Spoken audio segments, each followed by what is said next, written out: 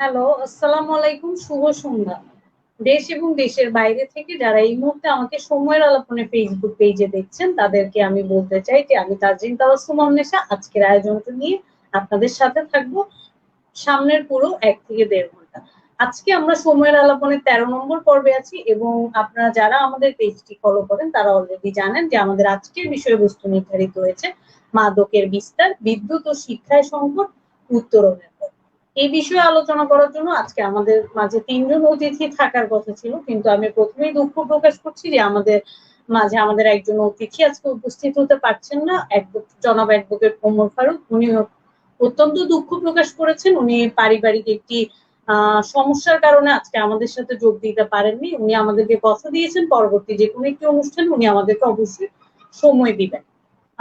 যারা এই মুহূর্তে আমাকে লাইভে দেখছেন সময় আলাপনে ফেসবুক পেজ থেকে, তাদেরকে আমি রিকোয়েস্ট করব যে যারা দেখতে পাচ্ছেন এবং শুনতে পাচ্ছেন তারা একটু আমাকে কমেন্ট করবেন এবং এই লাইভটি শেয়ার করবেন। শেয়ার করে সবার মাঝে এই গুরুত্বপূর্ণ বিষয় যে বিষয় নিয়ে যে আলোচনা সেটি ছড়িয়ে দেওয়ার জন্য আমাদেরকে সাহায্য করবেন।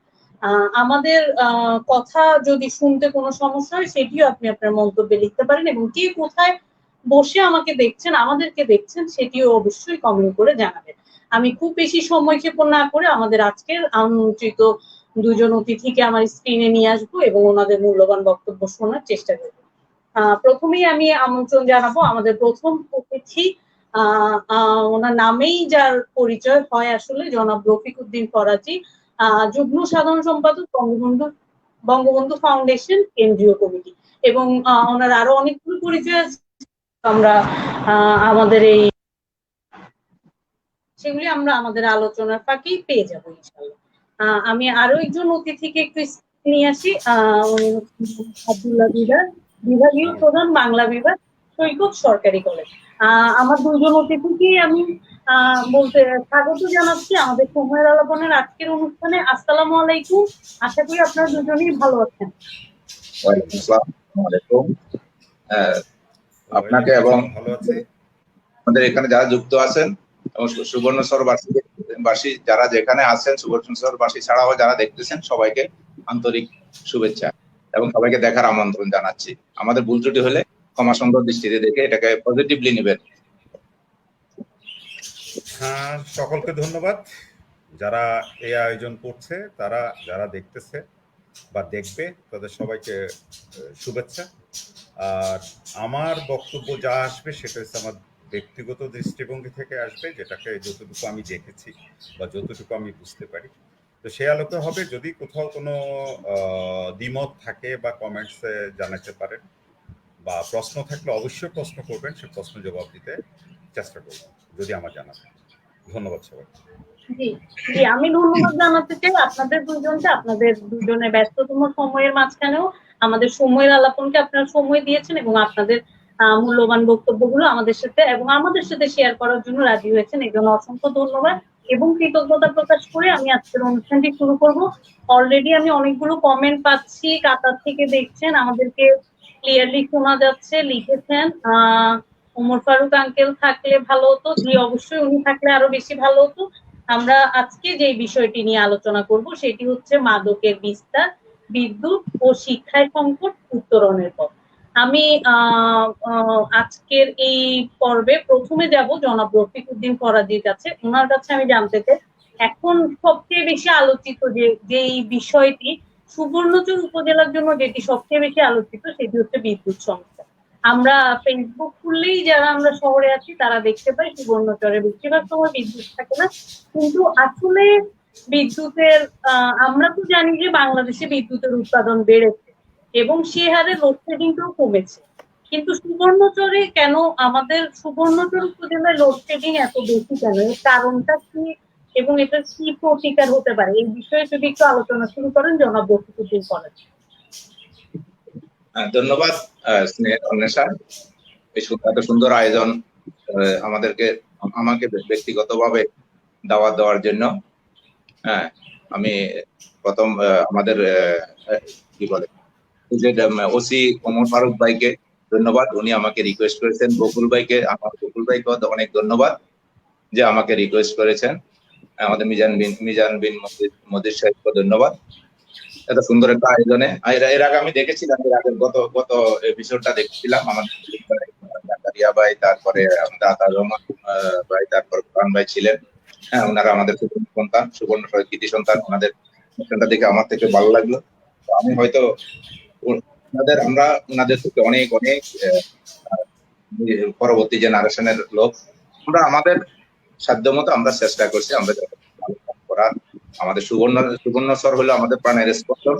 সর্বপ্রথম আমি আমার সুবর্ণচরবাসীকে আমার হৃদয়ের ভালোবাসা জানাই, যে সুবর্ণচরের মাটি মানুষ মাটির সাথে যে সুবর্ণচরের খেলাধুলা করে আমরা বড় হয়েছি, যে সুবর্ণচর লেখাপড়া করে আমরা বড় হয়েছি, তারপরে বাইরে এসেছি, তখন আমরা যে যার অবস্থানে আল্লাহ আমাদের নিজের চেষ্টা সাধনা এবং আল্লাহর হুকুম আজকে আমরা আসছি। সুবর্ণ সন্তানেরা আজকে বাংলাদেশে না, শুধু সারা বিশ্বে বহু ভালো জায়গাতে আছে, আমরা গর্ববোধ করি। আমি ব্যক্তিগতভাবে আমি যে সময় স্কুলে গেছিলাম, প্রথম আমার আব্বার সৃষ্টি করা স্কুল ওই যে আমাদের Jubilee junior high school, Jubilee খাসাট জুনিয়র হাই স্কুলে ক্লাস 8 পর্যন্ত পড়ে আমি গেছিলাম সরবাটা খাসাট হাই স্কুলে। ওখান থেকে মেট্রিক পাস করে তারপর নোয়াখালী কলেজ, তারপর ঢাকা ইউনিভার্সিটি, তারপরে চলে গেছি জীবন জীবিকার সন্ধানে জাপান চলে গেছি। জীবনের অর্ধেক জাপানে ছিলাম। হ্যাঁ, বাংলাদেশে থাকতো দেশের সামরিক শাসনের বিরুদ্ধে লড়াই করেছি, সংগ্রাম করেছি যতটুকু সম্ভব হয়েছে। এলাকাতে গেলে এলাকার সেই বিদ্যুৎ সমস্যা, সেই আজকে থেকে 1992 সনে আমার নেতৃত্বে 2000 লোক নিয়ে আমি মাইজদি শহরে বিদ্যুৎ, আমাদের এলাকার বিদ্যুৎ, তারপরে কি বলে আমাদের হসপিটালে অব্যবস্থা, রাস্তাঘাট ছিল না ওই সময়, এগুলো সব সমাধানের জন্য আমাদের এলাকার সমস্ত মানুষকে নিয়ে আমি একমাত্র লোক ছিলাম, যেটা আমাদের কোর্ট বিল্ডিং এর সামনে আমি বক্তব্য দিয়েছিলাম। ডিসির কাছে আমরা স্মারকলিপি দিয়েছিলাম।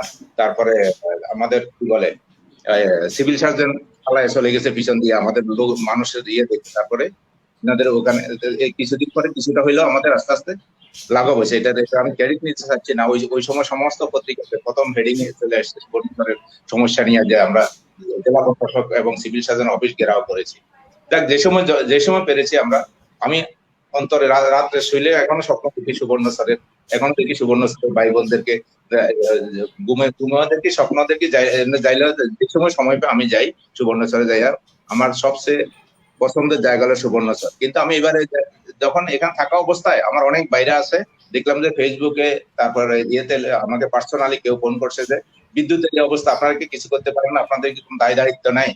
এভাবে যখন আমাকে প্রশ্ন করলো, তখন আমি এখানেও হেড অফিসেও খবর নিয়েছি। তারপর আমি নোয়াখালী গেছি, স্পেশালি এই কাজের জন্য গেছি। যাইয়া আমি আমাদের ডিজিএম ইঞ্জিনিয়ার জাহাঙ্গীর সাহেবের অফিসে গেছি, ওই যেটা অফিসেও আছে, আমি ফেসবুকে দিয়েছিলাম। তারপর আমাদের সাংবাদিক সাহেব ছিল আমার সাথে, আমি সব প্রশ্ন করেছি ওনাকে। তো উনি কিন্তু গাজীপুরে ছিলেন, এই জাহাঙ্গীর সাহেব ইঞ্জিনিয়ার, উনি আমার পরিচিত, এই জন্য আমার জন্য আরো সুবিধা হয়েছে। উনি এখানে কিন্তু খুব ভালো ক্যাপাবল ভাবে কাজ করে ওখানে গেছেন। উনি আমাকে বললো যে ভাইয়া আমাকে কিছুটা দিন সময় দেন, যে আমাদের কি বলে বেগমগঞ্জে পাওয়ার এটা আসে, আমাদের মূল আসে বেগমগঞ্জ থেকে, ওখান থেকে কিছুটা শর্টেজ আছে পাওয়ারের। তারপর সোনাপুর গ্রিড থেকে আসে মান্নাননগরে এটা এখনো ফুল কমপ্লিট হয় না, কিছু কিছু জিনিস বাকি আছে। এটা কমপ্লিট হলে নাকি আমাদের আরো অনেক ভালো হয়ে যাবে। আর একটা তোতার বাজার দক্ষিণে যে তোতার বাজার আছে না, তোতার বাজার দক্ষিণে আরেকটা সাব স্টেশন করতেছে নাকি, করার জন্য জমি নিয়ে এনেছে, ওইটা করলে হবে। আর ওনাদের সবচেয়ে সমস্যা হলো ম্যান পাওয়ার এবং যেটা ট্রান্সপোর্ট, ম্যান পাওয়ার কম, ট্রান্সপোর্ট। ধরেন দক্ষিণে কি বলে স্টিমার ঘাট ওখানে সমস্যা হয়েছে। এখানে লোক আছে 3 জন, একজন গেছে বাগদাদোনা, একজন গেছে মোহাম্মদপুর, আরেকজন গেছে তোতার বাজার, কিন্তু স্টিমার ঘাট যাওয়ার লোক নাই এদের। তো এটা যেগুলোর জন্য আমি এখানে অলরেডি কথা বলছি, ওনারাও এটার জন্য অফিসিয়ালি অর্ডার দিচ্ছে যে ওনাদের লোক দরকার, গাড়ি দরকার। এগুলো হইলে এদের আমারটা কেটে যাবে। আর মোহাম্মদপুর নাকি সবচেয়ে বেশি সমস্যা আছে, মোহাম্মদপুর কাজ হচ্ছে লাইনের যে কাজ।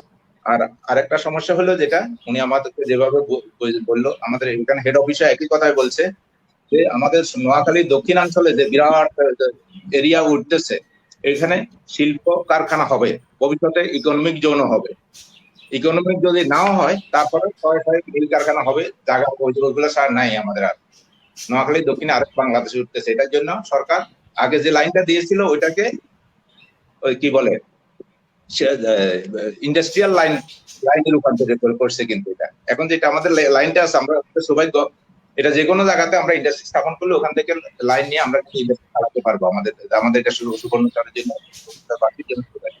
এটা সবখানে দেয় না কিন্তু সরকার এই লাইনটা করে করে দিচ্ছে এটার জন্য এদের সমস্যা হচ্ছে আর কিছুদিন আগে গাছ কাটলো ওটা শেষ হয়েছে গাছ কাটা ওই সমস্যাটা বললো উনি এই আর কি তো এরা কিছুটা দিন সময় দিলে আস্তে আস্তে এটা ইনক্রিজ করবে আস্তে আস্তে কিন্তু বিদ্যুতের যেটা বলতেছে মানে অনেকে বলে যে সরকার বলতেছে 100% বিদ্যুৎ এটা হলো ভুয়া এটা না বিদ্যুৎ আছে কিন্তু বিদ্যুতের সমস্যা নাই কিন্তু এটা ওই গ্রিডের সমস্যা লাইনগুলা এখনো কিছু বাকি আছে করার ওটা কমপ্লিট হলে উনি বলছে এবং আমি এখানে হেড অফিসে খবর নিচ্ছি পল্লী বিদ্যুতের যে ওটা বেশি সময় লাগবে না আমাদের 1-1.5 মাস বা 2 মাস সময় লাগতে পারে আমাদের ফুল সিস্টেমটা চলে আসার জন্য এবং জনবল দিকে গাড়িরও ব্যবস্থা করা হবে এগুলা আশ্বাস দিছে আর বাকিটা আমরা চেষ্টা করব আর ওনারা তো চেষ্টা করতেছে অফিসিয়ালি যেটা আর আমাদের এলাকার যারা আছেন যে যার অবস্থান থেকে আমার থেকে অনেক পাওয়ারফুল বাইরা আছেন যে যেখান থেকে পারে আমরা প্রেসার করে আমরা আমাদের এলাকা বিদ্যুতের সমস্যাটা সমাধান না করলে কিন্তু আমাদের যে মানুষ এই গরমের ভিতর যে কষ্ট করে ছাত্রছাত্রীরা লেখাপড়া করতে পারে না রাত্রে আলো থাকে না এটার জন্য ওনাদেরও দায়িত্ব আছে যারা আছে আমি ইঞ্জিনিয়ার সাহেব ডিজিএম এবং এজিএম দুজনকে ডেকে কথা বলেছিলাম কাইম সাহেব ছিল সাংবাদিক বলেছি যে আপনাদের সর্বোচ্চটা দিয়া আপনারা চেষ্টা করবেন যে মেইন গোল্ডেন আওয়ার গুলাতে বিদ্যুৎ রাখার জন্য ছাত্রছাত্রীরা লেখাপড়া করে যে সময় নামাজটা পড়ে যে সময় আজান দেয় ওই সময়গুলো রাখার ফাঁকে ফাঁকে হয়তো ঢাকাতেও 1-2 ঘন্টা বিদ্যুৎ যেতে পারে কিন্তু দিনের পর দিন তো যেতে পারে না এটা হবে না এটা যেন না হয় এটার জন্য আমরা সবাই সচেষ্ট থাকি যে যার অবস্থান থেকে এবং ওখানে যে জোনাল অফিস আছে ওনাদের সাথে যোগাযোগ রাখে আমাদের সাংবাদিক ভাইদেরও ভূমিকা আছে ওনারা আমাদের কয়েকজন আছে বাবলু আছে কি বলে সুমন আছে তারপরে অনেকে আছে আরিফ আছে এরা সবাই কিন্তু সবসময় ওদের পিছনে লেগে আছে আমি দেখতেছি ওরা চেষ্টা করতেছে যে কিছু একটু ভালো কিছু করা আমি আমার ইউনিয়ন সবার সাথে আলাপ করছি উনি বলছে যে আমিও দেখতেছি বিদ্যুতের ব্যাপারটা আমি ওনাকে ডেকে কথা বলেছি ঠিক হয়ে যাবে একটু অপেক্ষা করেন এর বেশি তো আমরা মানে এখন যাই ওদেরকে ঘেরাও করলেও এর বেশি এরা কিছু করতে পারবে না এই জন্য আমি সবাইকে বলতেছি যে ধৈর্য ধরেন একটু ধৈর্য ধরে দেখেন ওনাকে আমরা বিশ্বাস করি আর 1-1.5 মাস আমরা একটু দেখি কষ্ট যখন করেছি আর একটু করে দেখি তারপরে না হলে আমরা আমাদের পরবর্তী স্টেপ আমাদের কাছে আছে আমরা সব স্টেপে জানি আমরা মানে ভালোর জন্য ভালো হইতে জানি খারাপের জন্য খারাপ হইতে জানি এখন ধরে আমরা খারাপ আমাদের সুবর্ণচরবাসী খারাপ এটা যেন না দেখায় আমরা একটু ধৈর্য ধরি এটা গায়ে জোরে কিছু হবে না এটা সিস্টেমেটিক ওয়েতে আসতে হবে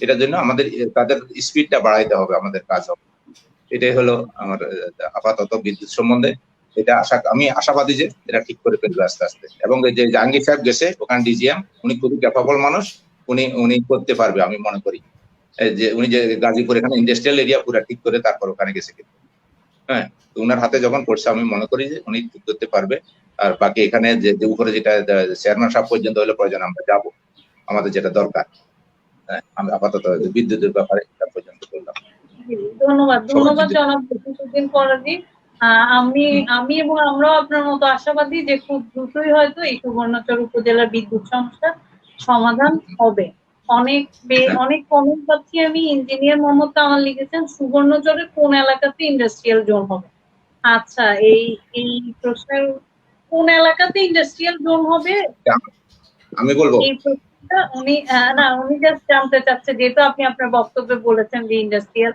জোন হচ্ছে এই জন্যই প্রশ্নটা এসেছে আসলে ইন্ডাস্ট্রিয়াল জোন এটা একটা তো হওয়ার কথা ছিল আমাদের এটা হয় না এটা কোম্পানিগঞ্জে চলে গেছে এটা আবার রাজনৈতিক কথা চলে আসবে এগুলাতে না যাই আমরা আজকে রাজনৈতিক কথাতে নাই যাই ইন্ডাস্ট্রি আমাদের এলাকাতে প্রধানমন্ত্রী মাননীয় প্রধানমন্ত্রী যে ঘোষণা দিছে অন্বেষা যে ঘোষণা দিছে যে উনি জাতির জনকের কন্যা উনি মিথ্যা কথা বলে না উনি যেটা বলে ওটা করে শেখ হাসিনা উনি ওখানে ইন্ডাস্ট্রিয়াল জোন করবে আমি কারো পক্ষ বলতেছি না কোনো কারো পক্ষ বলতেছি না একটা সময় ওটা ওই জায়গা ছাড়া জায়গা নাই নোয়াখালী দক্ষিণে যে চরগুলা উঠতেছে হ্যাঁ এগুলাকে নদী শাসন করে সুন্দরভাবে হ্যাঁ বিদেশের মতো কংক্রিটের বান দিয়া ভালো করে ঘেরাও করা ওই যে ইয়েতে কি বলে আমাদের ফেনীর এখানে করতেছে না মুহুরী প্রজেক্টের এখানে হাজার হাজার সাগরের ভিতরে জায়গা করে ফেলতেছে আমাদের ওইদিকেও অনেক জমি আছে যেটা উঠতেছে ওসব জায়গাতে হবে আর ব্যক্তিগত ভাবে কথার কথা আমি করতে পারি কি বলে আমাদের বকুল ভাই করতে পারে, বিদেশে যারা আমাদের সুবর্ণচরের বা যারা বাইরে আছে তারা করতে পারে, যে কোনো বিদেশে অন্য ডিস্ট্রিক্টের লোকেরা রাস্তার পাশে যে আমাদের যে জমি আছে, তোমাদের যে জমি আছে, এগুলা তো মিলেমিশে হয়ে যাবে আস্তে আস্তে, একটা দুইটা করে করে হয়ে যাবে। আর সরকারি ভাবে একটা সময় একটা একটা ইন্ডাস্ট্রিয়াল জোন আমি আশাবাদী যে আমরা কমিটমেন্ট এটা করবে। প্রধানমন্ত্রীর কাছে আমাদের কি বলে এটা রিকোয়েস্ট, আর্নেস্ট রিকোয়েস্ট, যেন উনি নোয়াখালীর দক্ষিণে একটা সুবর্ণচর হাতিয়াকে মিলাইয়া এখানে একটা ইকোনমিক স্পেশাল ইকোনমিক জোন করে, যেটা ওখানে একটা ডিপ পোর্ট হতে পারে। আমাদের যে নদী আছে ওখানে চিটাং পোর্টে যখন জাম পড়ে যাবে ওইটাকে এখানে একটা ছোট পোর্ট করতে পারে, মিনি পোর্ট, এখান থেকে মাল উঠানামা করতে পারে, এখান থেকে মাল প্রোডাকশন করলে এখান থেকে আবার নদীয়া চলে যেতে পারে। আমাদের সুবিধা আছে, কারেন্টের সুবিধা আছে, বিদ্যুৎ আর অন্য কোনো সমস্যা নেই। আমি আশাবাদী যে আমাদের একসময় আমাদের এখানে হবে। রফিকুদ্দিন ফরাজি, আমরা আপনার কাছে আবার আসবো। আমি অনেক কমেন্ট পাচ্ছি। সিরাজ ইবনে মুস্তফা লিখেছেন, সময়ের আলাপনকে ধন্যবাদ, গুরুত্বপূর্ণ সময় উপযোগী বিষয় নিয়ে আলোচনা করার জন্য। ওমর ফারুক লিখেছেন, মহিবুদ্দিন মুহিব লিখেছেন, রফিকুল ফরাজি আঙ্কেলকে শুভেচ্ছা। আচ্ছা, ধন্যবাদ। আচ্ছা, কিছু কমেন্ট আমি পাচ্ছি। আমাদের অন্যতম অতিথি যিনি ছিলেন অ্যাডভোকেট ওমর ফারুক সাহেব, উনি অনুপস্থিত, এই জন্য আমি একটু বলতে চাই যে জনাব অ্যাডভোকেট ওমর ফারুক সাহেবের বড় ভাই, যিনি 1 নম্বর চরজব্বর ইউনিয়নের সাবেক চেয়ারম্যান ছিলেন, জনাব আব্দুল্লাহ মিয়া, হঠাৎ অসুস্থ হওয়ার কারণেই জনাব অ্যাডভোকেট ওমর ফারুক আজকে আমাদের মাঝে উপস্থিত হতে পারেননি। উনি অত্যন্ত দুঃখ প্রকাশ করেছেন এবং আমাদেরকে কথা দিয়েছেন উনি পরবর্তী কোনো অনুষ্ঠানে বা আয়োজনে আমাদের সাথে যোগ দিবেন। ফারুকের মতো লোককে আমরা মিস করতেছি, ছোট ভাইয়ের মতো সে খুবই ক্যাপাবল এবং সে থাকলে অনেক ভালো হতো। আরো আমি এখন চলে যাব আমাদের পরবর্তী অতিথি জনাব আব্দুল্লাহ দিদার সাহেবের কাছে। আমরা জানি সকলেই উনি একজন শিক্ষক, উনি বিভাগীয় প্রধান বাংলা বিভাগের সৈকত সরকারি কলেজের। এই জন্য ওনার কাছে আমার প্রথম প্রশ্নই থাকবে শিক্ষা নিয়ে। আমাদের সুবর্ণচর উপজেলায় যেহেতু উনি অনেকদিন ধরে আছেন, ওনার উপজেলা কেন্দ্রিক শিক্ষা ক্ষেত্রে কি কি সমস্যা আছে এটা যদি একটু সংক্ষেপে আমাদেরকে বলেন জনাব আব্দুল্লাহ দিদার। ধন্যবাদ। আমি প্রথমে ধন্যবাদ জানাচ্ছি সময় উপযোগী কিছু বিষয়কে নিয়ে আলোচনা করার সুযোগ দেওয়ার জন্য। তো শিক্ষা ক্ষেত্রে আমাদের সমস্যা আছে। সমস্যাগুলো দুই ধরনের আছে, একটা জাতীয় ভিত্তিক আর একটা আমাদের অঞ্চল ভিত্তিক। তো সমস্যাগুলোর পূর্বে আমি যেটা বলতে চাই, আমি সুবর্ণচরের খুব গর্বিত। সুবর্ণচরে এখন একজন ছেলে বা মেয়ে সুবর্ণচরের থেকে গ্রাজুয়েশন কমপ্লিট করতে পারে, অনার্স কমপ্লিট করতে পারে। তো সুবর্ণচরে সমস্যার সাথে সাথে যে সুবিধাগুলো আছে সেই জিনিসগুলো আমাদের শিক্ষা প্রতিষ্ঠানের আমাদের উপজেলা যে আয়তনের, সে আয়তনে যদি চিন্তা করি আমাদের শিক্ষা প্রতিষ্ঠান যথেষ্ট রকম আছে, আমাদের শিক্ষক আছে, আমাদের সুযোগ সুবিধা আছে। থাকার পরও একটা কথা থেকে যায়, আসলে আমরা কতটুকু যাচ্ছি বা কতটুকু আমাদের আছে, আর কতটুকু জেলে ভালো হতো। সুতরাং সেক্ষেত্রে সমস্যা আছে। মোটা দাগে আমি এখনকার পরিস্থিতি নিয়ে একটু পরে আলোচনা করব, যে করোনা অতিমারির সময় কাটাচ্ছি আমরা। তার পূর্বে যে মানে স্বাভাবিক সময়ের যে সমস্যাগুলো আমরা দেখি, সেই সমস্যাগুলোর ভিতরে এটা আমার দৃষ্টিতে সবচেয়ে বড় যে সমস্যাটা বেসরকারি শিক্ষা প্রতিষ্ঠানগুলোতে হচ্ছে, এটা হচ্ছে সরকারি নীতির কারণে। আজকে না, এই স্বাধীনতার পর থেকে আজকে পর্যন্ত আমাদের এক শ্রোতা যারা শুনতেছেন, তারা দর্শক যারা দেখতেছেন, তারা ভালো করে জানেন আমাদের এলাকাতে বিভিন্ন সমাজ সেবকেরা, শিক্ষা অনুরাগীরা শিক্ষা প্রতিষ্ঠান প্রথম স্থাপন করে, তারপরে শিক্ষক নিয়োগ করে। শিক্ষক নিয়োগ করার পরে দেখা যাচ্ছে বছরের পর বছর এটা সরকারি সুযোগ সুবিধা বঞ্চিত অবস্থাতে থাকে, মানে এমপিওভুক্ত হয় না। তো এমপিওভুক্ত যখন হয়,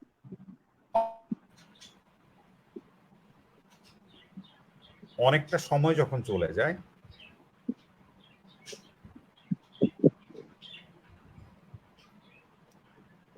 অন্বেষা কি শোনা যাচ্ছে? জি, শোনা যাচ্ছে। যে সমস্যাগুলো দাঁড়াচ্ছে সেটা হলো, এটা সুবর্ণচর না, সারা বাংলাদেশের প্রতিষ্ঠানগুলো সেই সময় যখন প্রতিষ্ঠান থেকে বা প্রতিষ্ঠান প্রতিষ্ঠা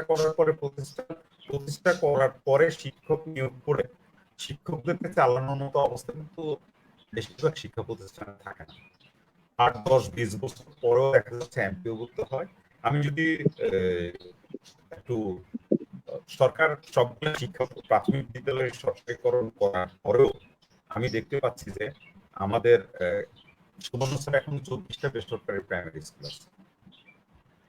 সুতরাং এই যে বেসরকারি আমাদের আর মাধ্যমিক এবং উচ্চ স্তরে কিন্তু সবগুলো প্রতিষ্ঠানে বেসরকারি শিক্ষা আমরা দেখি যে বিশেষ করে একটু ব্যাকওয়ার্ড সাইডে যে সকল প্রতিষ্ঠান আছে এগুলো এমপিওভুক্ত হওয়ার জন্য যথেষ্ট রকম সময় ব্যয় করতে হয়। তো এই সমস্যাটার কথা আমি এই জন্য বলতে যাচ্ছি, মানসম্মত শিক্ষক ধরে রাখতে হলে, মানসম্মত শিক্ষক আনতে হলে তার সুযোগ সুবিধার কথা চিন্তা করতে হবে। আগের মতো যদি আমরা চিন্তা করি, রফিক ভাই বলতে পারবে, হেড স্যার মোস্তফা স্যার, বিজয় স্যার, আমি খাসাট বেসের কথা বলতেছি, বা দক্ষিণারঞ্জন স্যার, এদের মতো শিক্ষককে যদি আমরা চিন্তা করি, তারা শিক্ষকতা করতে আসছে। এখন সময়ের সাথে অনেক কিছু বদলে গেছে। শিক্ষকতার সাথেও জীবনযাত্রার মানের সাথে তাল মিলানোর একটা অবশ্যই প্রয়োজনীয়তা আছে। সেই জিনিসটাতে আমরা দেখি যে প্রথমে যখন এই শিক্ষা প্রতিষ্ঠানগুলা এমপিওভুক্ত হয় না, তাহলে দেখা যাচ্ছে প্রথম দিক থেকে আমরা কিছুটা মানসম্মত শিক্ষকের স্বল্পতার ভিতরে থাকি। দ্বিতীয় যে জিনিসটা আসতেছে আমাদের যে সমস্যাগুলা ভিতরে আরেকটা সমস্যা আছে, আমরা গ্রামগঞ্জে যে সকল প্রতিষ্ঠান দাঁড়া করাই, এলাকাবাসী বা শিক্ষা অনুরাগী ব্যক্তিরা দাঁড়া করে, সেই এলাকাতে আমাদের এলাকা সম্পর্কে আমরা জানি 2-4টা প্রতিষ্ঠান, আমাদের সৈকত কলেজ বলতে পারি, খাসারহাট হাই স্কুল বলতে পারি, শহীদ জয়নাল আবেদিন, খুব বড় প্রতিষ্ঠান ছাড়া বাকি প্রতিষ্ঠানগুলো কিন্তু লোকাল যে ছাত্রছাত্রীদের বেতনের উপর নির্ভর করে চলতে হবে বা এলাকাবাসীর অনুদানে। এখন অনুদানের দিনটা প্রায় চলে গেছে। তো সুতরাং ছাত্রছাত্রীদের বেতন বা আদার্স যেই বেনিফিট গুলা নিতে হয়, সেই নেওয়াটা আমাদের গ্রামগঞ্জের শিক্ষা প্রতিষ্ঠানে বিভিন্ন কারণে, সেই কারণগুলা আমাদের এখন ফারুক ভাই থাকলে আর একটু ভালো হতো। আসলে আমি খুব মিস করতেছি আমার বড় ভাই। রফিক ভাইও জানেন বা যারা প্রশ্ন করতেছেন তারাও জানেন, আমরা বিভিন্ন কারণে তাদের থেকে সেই আর্থিক সুযোগ সুবিধাগুলা নিতে পারি না। তো সুযোগ সুবিধাগুলো না নিতে পারার কারণে কি হয়, প্রতিষ্ঠানগুলো দুর্বল হয়ে যায়। প্রতিষ্ঠানগুলো দুর্বল হয়, অবকাঠামোগতভাবে দুর্বল হয়, শিক্ষকের ব্যাপারে দুর্বল হয়। এই সকল দুর্বলতার কারণে আমাদের কিছুটা সমস্যা হচ্ছে। তৃতীয় যে জিনিসটাকে আমি সবচেয়ে বেশি গুরুত্বপূর্ণ মনে করি সেটা হলো আমাদের শিক্ষা প্রতিষ্ঠানগুলা অবকাঠামোগত সমস্যা। সরকার আমাদের মাননীয় প্রধানমন্ত্রী শেখ হাসিনা অনেক অবকাঠামোগত উন্নয়নের চেষ্টা করতেছেন, তারপর আমাদের যথেষ্ট রকম যে পরিমাণ ছাত্রছাত্রী আমাদের সুবর্ণচর উপজেলাতে, আমি যদি একটু শেয়ার করি তাহলে দেখা যাবে সুবর্ণচরে প্রাথমিক স্কুল 93টা, সরকারি কেজি স্কুল আছে 23টা, স্টুডেন্ট আছে প্রায় 47,000। এর বাইরে কিন্তু আরো স্টুডেন্ট আছে, তারা হলো আছে কাওমি মাদ্রাসা আছে, তারপরে মাদ্রাসা ভিত্তিক কিছু, এতিমখানা ভিত্তিক কিছু প্রতিষ্ঠান আছে, মন্দির ভিত্তিক কিছু প্রতিষ্ঠান আছে। তো 55,000-এর উপরে হতে পারে। আমরা দেখি যে মাধ্যমিক পর্যায়ে আমাদের শিক্ষার্থীর সংখ্যা প্রায় 36,000-এর মতো, মাদ্রাসা ছাড়া। তো মাদ্রাসা আছে এখানে, মাদ্রাসার কিছু শিক্ষার্থী আছে। আমাদের 5টা উচ্চ মাধ্যমিক শিক্ষা প্রতিষ্ঠান আছে, 2টা উচ্চ শিক্ষা প্রতিষ্ঠান আছে। এটা হচ্ছে কলেজের কথা বলছি, মাদ্রাসার ভিতরে উচ্চ শিক্ষা প্রতিষ্ঠান একটা আছে। তো সুতরাং এই যে অবস্থার ভিতরে আমরা যাচ্ছি, আমি মনে করি আমাদের যে সমস্যাগুলো আছে এর ভিতরে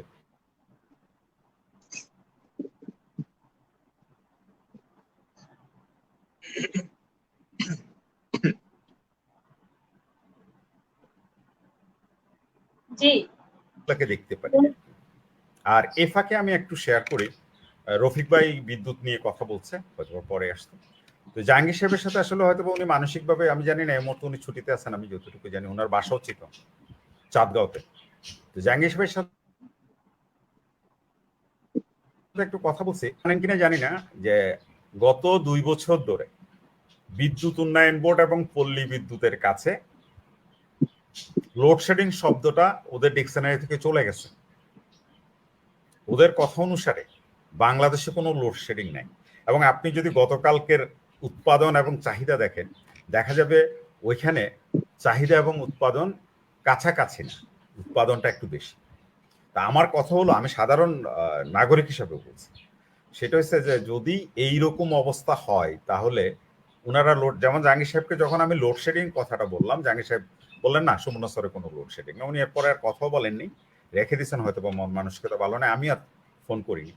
তা আমি যেটা বলতে চাচ্ছি, আমরা সাধারণ মানুষ, আমি জানি কিছু সঞ্চালন লাইনের সমস্যা আছে, বেগমগঞ্জ থেকে এখানে 45 কিলোমিটার প্রায় সঞ্চালন লাইনটা, এই লাইনের সমস্যা আছে। পল্লী বিদ্যুতের আর একটা সমস্যা আছে, অলিতে গলিতে মানে ফিলার দেওয়া, যে গাছের বাড়ি থেকে ফিলার কম খরচ করার জন্য। এই পদ্ধতিগুলো আমি শেয়ার করতে পারি রফিক ভাইরা, যারা রাজনীতির কথাটা এখানে এই জন্য আসবে, রাজনীতিতে আপনারা যারা জড়িত আছেন আপনাদেরকে একটা রোল প্লে করতে হবে।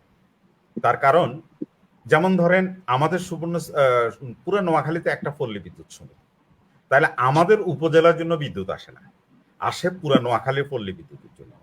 তো এই পল্লী বিদ্যুতের জন্য যে বিদ্যুৎটা আসে একটা রেশিও কিন্তু আমরা পাওয়ার কথা। আমি কেন জানি কনফিউজ, এটা আমার কাছে অফিসিয়ালি কোনো ডকুমেন্টস নাই, তারপরও আমি দায়িত্ব নিয়ে বলতেছি সুবর্ণ স্যার হয়তোবা তার রেশিওটা পাচ্ছে না। কারণ আমি যতটুকু খবর নিয়ে দেখছি অন্যান্য উপজেলা একই পল্লী বিদ্যুৎ সমিতির আন্ডারে কিছু কিছু উপজেলাতে যথেষ্ট রকম ভালো বিদ্যুৎ পাওয়া যাচ্ছে, আমাদের এখানে একটু কম পাওয়া যাচ্ছে। কম কি, নজরুল স্যারের কালকে একটা স্ট্যাটাস ফেসবুকে দেখছি 4 দিনে গড়ে 4 ঘন্টা ধরে বিদ্যুৎ পাওয়া যাচ্ছে না। আমি বেশ কিছুদিন চিটংয়ে আছি, আমি যখন ছিলাম এমনও গেছে সারা রাতের 12টার পর কি এমন প্রোডাক্টিভ কি থাকে আমি জানি না, যে রাত্রের 12টা বাজেও বিদ্যুৎ পাওয়া যায় না। তো যে কথাটা বলতে যাচ্ছে সেটা হচ্ছে বিদ্যুতের যে সমস্যা, সরকার এটা অফিসিয়ালি বিদ্যুৎ উন্নয়ন বোর্ড এবং পল্লী বিদ্যুৎ লোডশেডিং স্বীকার করে না। ওরা বলতে যাচ্ছে সঞ্চালন লাইনের সমস্যা। আমাদের সঞ্চালন লাইন রফিক ভাই জানেন হয়তো বা 2-3 বছর আগ থেকে আমাদের এখানে কিন্তু 440 লাইনের কাজ চলতেছে।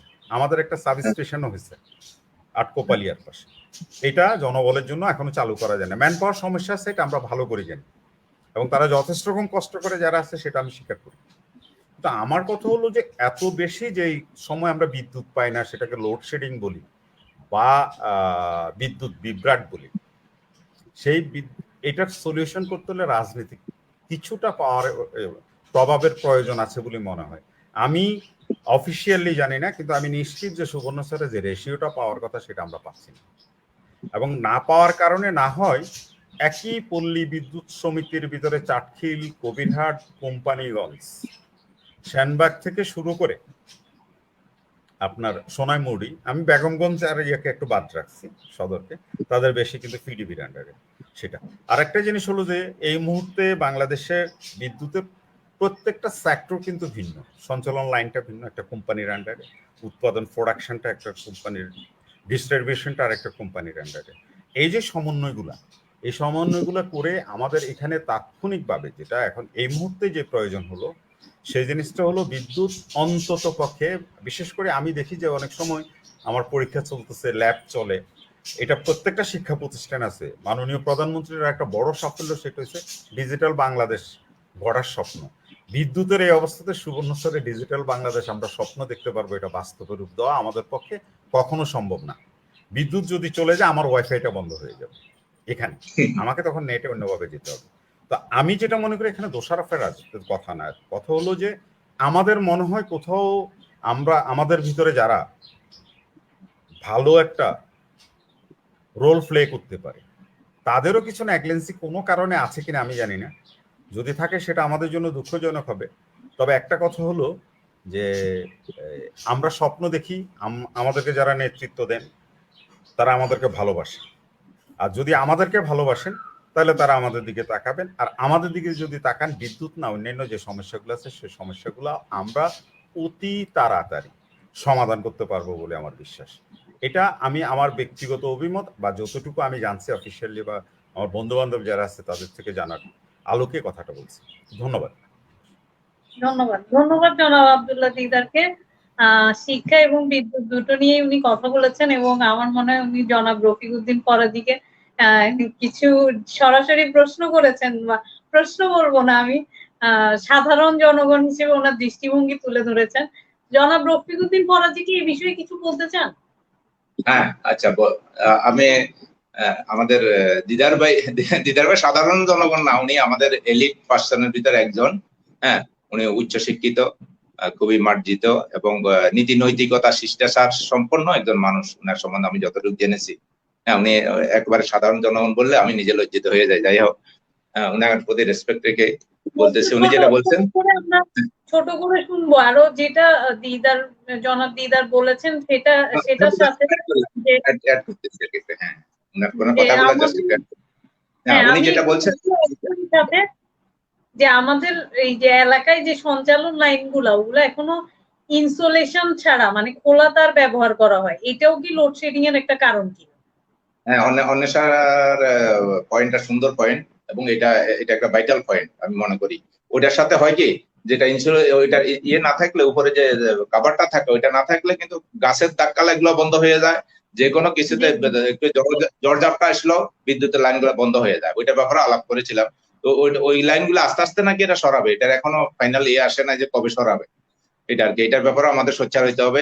তবে আমরা সুবর্ণচরের আমাদের সুবর্ণ সন্তানরা সবাই ভালো মানুষ, বেশি 99% ভালো। তবে যখন একবার গায়ে এসে যায় তখন কিন্তু এরা ছাড়ে না। বিদ্যুৎ অফিস যত বড় হয়, পাওয়ারফুল হোক, আমরা যে আবার ওই লোকের বিরুদ্ধে, ওই অফিসের বিরুদ্ধে যে আমরা প্রতিবাদ করে দাঁড়াতে পারবো না, আমাদের সুবর্ণ সন্তানরা দাঁড়াতে পারবে না, কোনো কথা নাই, পারবে। আমি আশা করি আপনারা সতর্ক হয়ে সচেতন ভাবে ও যত দ্রুত সম্ভব আমাদের সুবর্ণচরের বিদ্যুতের সমাধান করেন।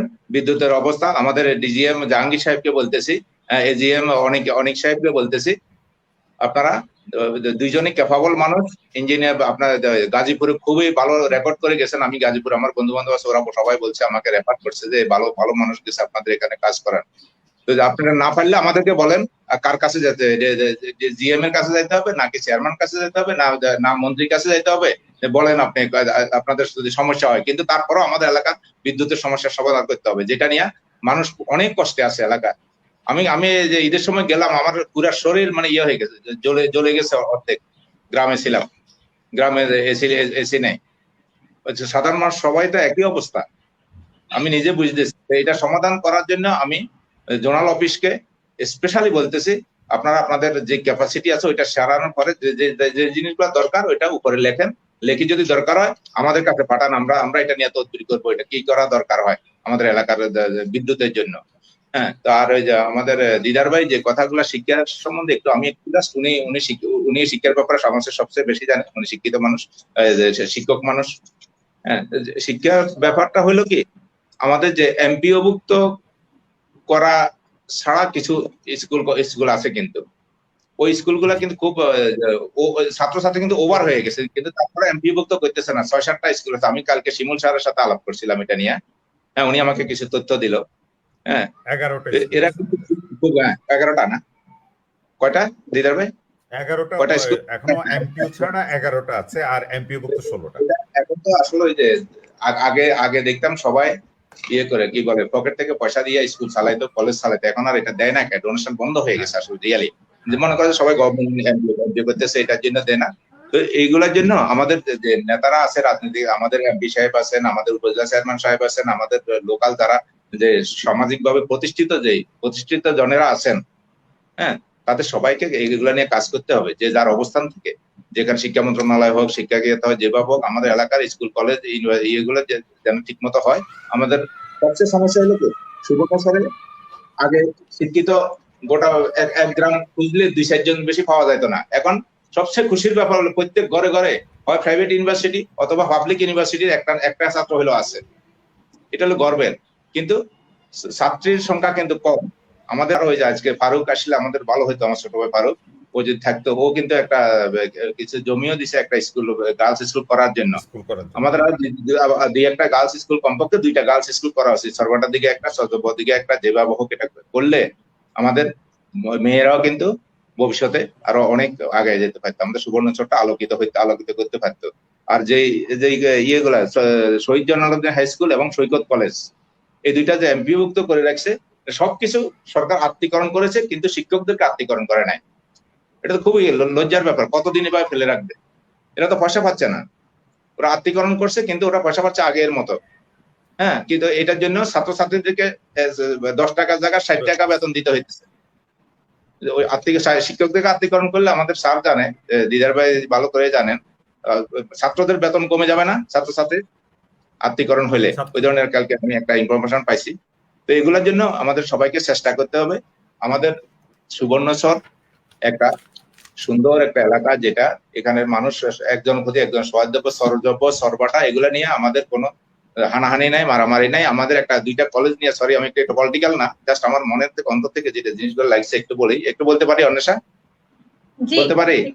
হ্যাঁ, যে 2টা কলেজ নিয়ে একটা সরজব্বর কলেজ সরকারি হয়েছে, আবার ওইটা সরকারি করছে, এটা নিয়ে আমাদের সরজব্বর সরবাটার ভিতরে একটু দূরত্ব সৃষ্টি হয়ে গেছে মানুষের ভিতরে, যেটা বাস্তব। এটা কিন্তু আমাদের নেত্রী ইচ্ছা করলে, আমাদের মাননীয় প্রধানমন্ত্রী ইচ্ছা করলে একটা সময় সরজব্বর কলেজকে সরকারিকরণ করতে পারে। আমরা একজনের সাথে দ্বন্দ্ব না করি, আমরা চেষ্টা করি আরেকটা কলেজে যেন আমরা সরকারি করতে পারি। ওইভাবে ভবিষ্যতে আমাদের নেতারা যদি চিন্তা করে, আমাদের নেত্রী যেহেতু একবার ওয়াদা দিছে, আমার মনে হয় ইচ্ছা করলে ওইটাও করতে পারে। আর এমপিও এই সরকারি যে 2টা করছে কলেজ আর স্কুল, এই 2টাকে ফুললি শিক্ষকদেরকে আত্মীকরণ করা হোক। আর সবচেয়ে হলো কি, যেটা টেকনিক্যাল কলেজ বা টেকনিক্যাল স্কুল বা টেকনিক্যাল ইনস্টিটিউট না থাকলে ওই এলাকা কোনোদিন উন্নত হবে না। ওই এলাকার সন্তানরা শুধু BA, MA, BSc, MSc pass করে ওরা ওই যে কি বলে এমবিএ পাস করে 25,000 টাকাতে আসি ব্যাংকে চাকরি করে। কিন্তু একটা টেকনিক্যাল ধরো কি বলে এটাকে, গার্মেন্টস টেকনোলজি, ওইটাতে পাস করলে একটা ছেলে স্টার্টিং এ 1 লাখ টাকা করে বেতন পায়, 3 বছর পর সে 3 লাখ টাকা বেতন পায়। কিন্তু ওইটাতে কেউ যায় না। হ্যাঁ, গার্মেন্ট বলবো যে ও তো গার্মেন্টসে চাকরি করে, ও থেকে ছেলে মেয়েও বিয়ে দেয় না। কিন্তু এমবিএ পাস করলে, বিবিএ পাস করলে ওদেরকে মেয়ে বিয়ে দেয়। কিন্তু আমাদের টেকনিক্যাল ইনস্টিটিউশন আমাদের সুবর্ণচরে একটা অর্ডার হয়েছে মনে হয় আমাদের উপজেলা দক্ষিণে। আরো যদি ওই ধরনের টেকনিক্যাল সাইট গুলা লেখাপড়া করানোর জন্য কিছু স্কুল হোক, কলেজ হোক, ইনস্টিটিউট হোক যদি করার ব্যবস্থা করা যায়, তাহলে আমাদের এলাকার সন্তানেরা আরো বেশি স্বাবলম্বী হতে পারবে, আমাদের এলাকা উন্নত হবে, আমি এটা মনে করি। আর যেটা এরপরে একটা জিনিস আসতেছিলাম, যেটা মাদকের ব্যাপারে কি আমি পরে বলবো না এখন বলবো? আমরা একটু পরে আসি ওটা নিয়ে। আচ্ছা, আমি ধন্যবাদ জনাব রফিকুদ্দিন ফরাদীকে। আমি আবার আসবো আপনার কাছে, সবার থেকে ছোট ছোট করে শুনতে চাই, কারণ আজকে আমাদের খুব গুরুত্বপূর্ণ 3টি বিষয় নিয়ে আসলে আপনারা আলোচনা করছেন।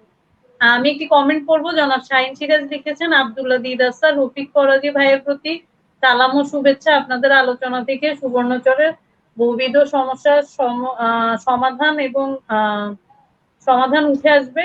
উনি অনেক বড় একটা কমেন্ট করেছেন। ধন্যবাদ। আপনি আমাদেরকে দেখছেন চাঁদপুর থেকে।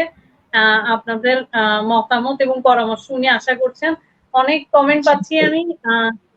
মিশান মজুমদার লিখেছেন, যারা কমেন্ট করছেন তাদেরকে অসংখ্য ধন্যবাদ। আমি যেহেতু আমরা আজকে অনেকগুলো বিষয় নিয়ে আলোচনা করছি, তাই আমি খুব বেশি কমেন্ট করতে পারছি না। যারা আমাদেরকে এই মুহূর্তে সময়ের আলাপনে ফেসবুক পেজে দেখছেন লাইভে, তাদেরকে আমি একজন লিখেছেন রাশেদ নিজাম, একটু কমেন্টের উত্তর দিয়ে। জি, যদি সেরকম কোনো গুরুত্বপূর্ণ প্রশ্ন আসে আমি অবশ্যই চেষ্টা করব সেটি আমাদের আমন্ত্রিত অতিথির কাছে তুলে ধরার জন্য। যারা দেখছেন তারা অবশ্যই লাইভটি শেয়ার করবেন, যেন সবাই এই গুরুত্বপূর্ণ কথাগুলো শুনতে পারে। আমি একটু জনাব আব্দুল্লাহ দিদারের কাছে যাব। উনি সুবর্ণচর উপজেলা কেন্দ্রিক কিছু সমস্যার কথা বলেছেন, কিন্তু এই মুহূর্তে শিক্ষায় স্থবিরতাটা কিন্তু একটি জাতীয় ইস্যু। আমরা 1 বছর প্রায় 2-3 মাস যাবত আমাদের শিক্ষার্থীরা স্কুল, কলেজ, মাদ্রাসায় যাচ্ছেন না। এই সে সমস্যা, জাতীয় পর্যায়ে যে সমস্যা, সেই সমস্যা নিয়ে যদি জনাব আব্দুল্লাহ দিদার কিছু বলেন, এবং সাথে সুবর্ণচর উপজেলায় যেসব শিক্ষা প্রতিষ্ঠানের কথা আপনি বলেছেন, সেগুলোতে কি মানসম্মত শিক্ষা হচ্ছে? আচ্ছা, ধন্যবাদ। আমি যেটা প্রথম যেটা আসছে, আসলে অতিমারিতে যে অবস্থাতে আছি এটা শুধু বাংলাদেশ না, আমরা পুরো বিশ্ব এখন এই করোনা অতিমারির ভিতরে আছে। তা আমাদের সরকার চেষ্টা করতেছে শিক্ষা প্রতিষ্ঠান খুলে দেওয়ার। যদিও এই ক্ষেত্রে আমাদের ব্যক্তিগতভাবে অনেকের অনেক ধরনের মত থাকতে পারে। আমারও মত হলো আরো 4 মাস আগে আমরা খুলে দিতে পারতাম। আমরা খুব ক্ষুদ্র অংশকে নিয়ে 25-30 জনকে নিয়ে আমরা ক্লাস করাতে পারতাম, আমাদের যে অবকাঠামোগত সুবিধা যতটুকু আছে। তো সেক্ষেত্রে সরকার অনেক কিছু হয়তোবা চিন্তা করছে। আর একটা জিনিস আমি যতটুকু দেখছি পত্র পত্রিকাতে, আমরা যারা এখানে আছি আমরা যেমন দেখছি, আমাদের শ্রোতারাও দেখছে, যে সেটা হলো যে আসলে খুব বেশি আমরা ইনশাল্লাহ আমাদের অনেক দুর্ভাগ্যজনক, প্রত্যেকটা মৃত্যু আমাদের কাছে কষ্টের কারণ। এত মৃত্যুর ভিতরে আমরা খুব বেশি কিন্তু আমাদের ছাত্রছাত্রীদেরকে বাড়িতে বা এত ধরনের আমরা চেষ্টা করার পর, সরকার চেষ্টা বা সামাজিক চেষ্টার পরেও মানুষ কিন্তু করোনার ব্যাপারে খুব বেশি সচেতন ছিল এমন কিন্তু আমরা খুব একটা বলতে পারি না। তারপর আমরা দেখি যে খুব বেশি ইনশাল্লাহ এই ধরনের কোনো খবর পাইনি আমাদের প্রতিষ্ঠান কেন্দ্রিক বা কেউ মারা গেছে বা খারাপ কোনো খবর পাইনি। তো সেক্ষেত্রে আমি বলতে চাচ্ছি, যেহেতু আমরা জানি যে করোনার কথা একটা কথা বলা হয়, এখন আবার নতুন করে যেটা বলা হচ্ছে শিশুদেরকে আক্রমণ করতে পারে, কিন্তু করোনাতে আমরা যতটুকু দেখছিলাম সেটা হচ্ছে যে বিশেষ করে বিলো 18, যেটা আমাদের উচ্চ মাধ্যমিক পর্যায়ে পর্যন্ত, সেখান পর্যন্ত খুব বেশি এফেক্ট করছে দেখি, বা সেটা বিশ্ব স্বাস্থ্য সংস্থাও বলেন তখন। কিন্তু আমরা যে কারণে পারিনি, কিন্তু এখন যেটা হয়ে গেছে আজকে 15 মাসের, সেটা হচ্ছে আমি যেটা ভয় পাই, আমাদের শিক্ষার যে ক্ষতিটা হয়েছে সে ক্ষতিটাকে আমরা পোষাইতে পারবো। যে আমাদের মাননীয় প্রধানমন্ত্রীও বলেন, আমরাও বলি যে প্রথম জীবন বাঁচক, তারপরে অন্য কিছু। কিন্তু আমি যেটাকে নিয়ে চিন্তা করি, আমরা সুস্থ আমার শিক্ষার্থীকে পাবো কিনা। 15 মাস শিক্ষা প্রতিষ্ঠানের বাইরে থাকা, ব্যক্তিগতভাবে আমি বলতে পারি আমি নিজেও কিছুটা মনে হয় যেন কেমন কেমন হয়ে গেছি। তার কারণ হচ্ছে যখন যার কাজ যেটা, আমি শিক্ষা প্রতিষ্ঠান কেন্দ্রিক আমার জীবন ছিল, আমার শিক্ষার্থীরা ছিল, শিক্ষা প্রতিষ্ঠান ছিল, এখন আমি সত্যিকার অর্থে এক ধরনের অলস সময় কাটাচ্ছি, যেটা অত্যন্ত কষ্টকর। আর সেক্ষেত্রে আমার টিনেজ ছেলে মেয়েরা, আমার শিক্ষার্থীরা খুব খারাপ সময় কাটাচ্ছে। আমি সেক্ষেত্রে যেটা সাজেস্ট করব সেটা হলো যে, এটা হয়তোবা আজকে না হলেও যেটা আমরা মনে করি এখানে, এটা আমি নিজকে বলার জন্য বলছি না, আমার স্কুল লাইফটা ছিল এসএসসিটা হলো কলেজিয়েট স্কুল থেকে, সেখানে ডেস্ক এখনো বিশেষায়িত অন্বেষণ ভালো করে জানো যে বিশেষায়িত স্কুলগুলোতে কিন্তু বেঞ্চের ইয়াটা চলে গেছে, অনেক আগেই চলে গেছে। আমরা কি করি, আমরা আমাদের অবকাঠামোগত সমস্যার কারণে একটা বেঞ্চ এবং সেই বেঞ্চে 5 জন করে স্টুডেন্ট বসে, এই অতিমারিতে আমাদেরকে এই জায়গা থেকে সরে আসতেই হবে, কারণ আমরা এই করোনা খুব দ্রুত শেষ হয়ে যাবে সেটা আমরা বিশ্বাস করি না, বা বিশ্ব স্বাস্থ্য সংস্থাও বলতেছে না। আমাদেরকে অবকাঠামোগত পরিবর্তন করতে হবে, আমাদেরকে ডেস্ক সিস্টেমে আসতে হবে, ডেস্ক ইন্ডিভিজুয়াল ডেস্ক প্রত্যেকটা স্টুডেন্টের জন্য। একদিনে হয়ে যাবে না, আমাদের অনেক ধরনের আর্থিক সমস্যা আছে শিক্ষা প্রতিষ্ঠানের জন্য, এবং আমাদের ভালো করে আমরা জানি যে আমাদের শিক্ষা প্রতিষ্ঠানের সার্কের ভিতরে সবচেয়ে কম বরাদ্দ আমরা বাজেটে পাই আমাদের শিক্ষা খাতে, সার্কের দেশগুলো, আমি অন্য কোথাও কম্পেয়ারে যাচ্ছি না। তো সেক্ষেত্রে আমাদের যদি বরাদ্দ না হয় জাতীয় পর্যায়ে সেটা, আর আমাদের এখানে সামর্থ্যবান, আর্থিকভাবে সামর্থ্যবান সুবর্ণচরে সর্বোচ্চ 5টা শিক্ষা প্রতিষ্ঠান থাকতে পারে সর্বোচ্চ। তো তাদের পক্ষে এত বেশি টাকা থাকবে না যে সবগুলা ব্যাংককে তারা ট্যাক্সে পরিণত করবে। এখন অতিমারির জন্য যে আমাদেরকে স্বাস্থ্যবিধি মানার কথা, আমাদের বাচ্চাদেরকে সেটা করতে হলে আমাদের অভিভাবকদেরকে সচেতন হতে হবে, আমাদের অভিভাবকদেরকে সচেতন হতে হবে, আমাদের শিক্ষকদেরকে আগের মতো ক্লাস কেন্দ্রিক না চিন্তা করি ছাত্রছাত্রী কেন্দ্রিক বলতে আমি এটাই বুঝাতে চাচ্ছি, তাদের পার্সোনাল লাইফ নিয়েও এখন আমাদেরকে ভাবতে হবে, তাদের পারিবারিক অবস্থা জানতে হবে। আমাদের গ্রামে এমন ছেলে মেয়েও আছে যার বাড়িতে পড়ার একটা টেবিল নাই, সেটা আমি নিজে দেখছি, সেই স্টুডেন্ট A+ পাইছে। তো এই যে পর্যায়ে, সেই পর্যায়ের স্টুডেন্টগুলোকে আমরা সবাইকে এখন সম্ভব না, যেমন আমাদের শিক্ষকরা আমাদের খবর নিত, অনেক গার্ডিয়ান এখনো বলে আমাদেরকে যে আপনারা পারেন না কেন। আমাদের স্টুডেন্ট আমরা ছিলাম 40-50 জন, আর আমরা এখন আমার ক্লাসে এক একটা ক্লাসে 400-র উপরে স্টুডেন্ট, আমার 900-র উপরে স্টুডেন্ট ইন্টারমিডিয়েট ফার্স্ট ইয়ার এবং সেকেন্ড ইয়ারে, তাহলে 1800 স্টুডেন্ট। আমার পক্ষে বা আমার কোনো সহকর্মীর পক্ষে সম্ভব না। শহীদ জয়নাল আবেদিন সরকারি হওয়ার পর ওরা মনে একটা কোটা সিস্টেম চালু করছে জন্য আছে, এর আগ পর্যন্ত তাদেরও যে স্টুডেন্ট ছিল, এই যে বড় বড় যে প্রতিষ্ঠানগুলো আছে সে প্রত্যেকটা প্রতিষ্ঠান কিন্তু খণ্ডকালীন শিক্ষক ব্যবহার করতেছে। এই খণ্ডকালীন শিক্ষককে বেতন দিচ্ছি কতটুকু, 3 থেকে 5,000 টাকা। 5,000 টাকা খুব কম শিক্ষা প্রতিষ্ঠান দেয়, 3,000 টাকা। তো 3,000 টাকা দিয়ে একজন শিক্ষক স্কুল, তো স্কুল যদি 3,000 বা 4,000 বা 5,000 টাকা দিয়ে পার্ট টাইম শিক্ষক নেয়, তার থেকে যদি আমি খুব মানসম্মত শিক্ষা পাবো আশা করি, তাহলে মনে হয়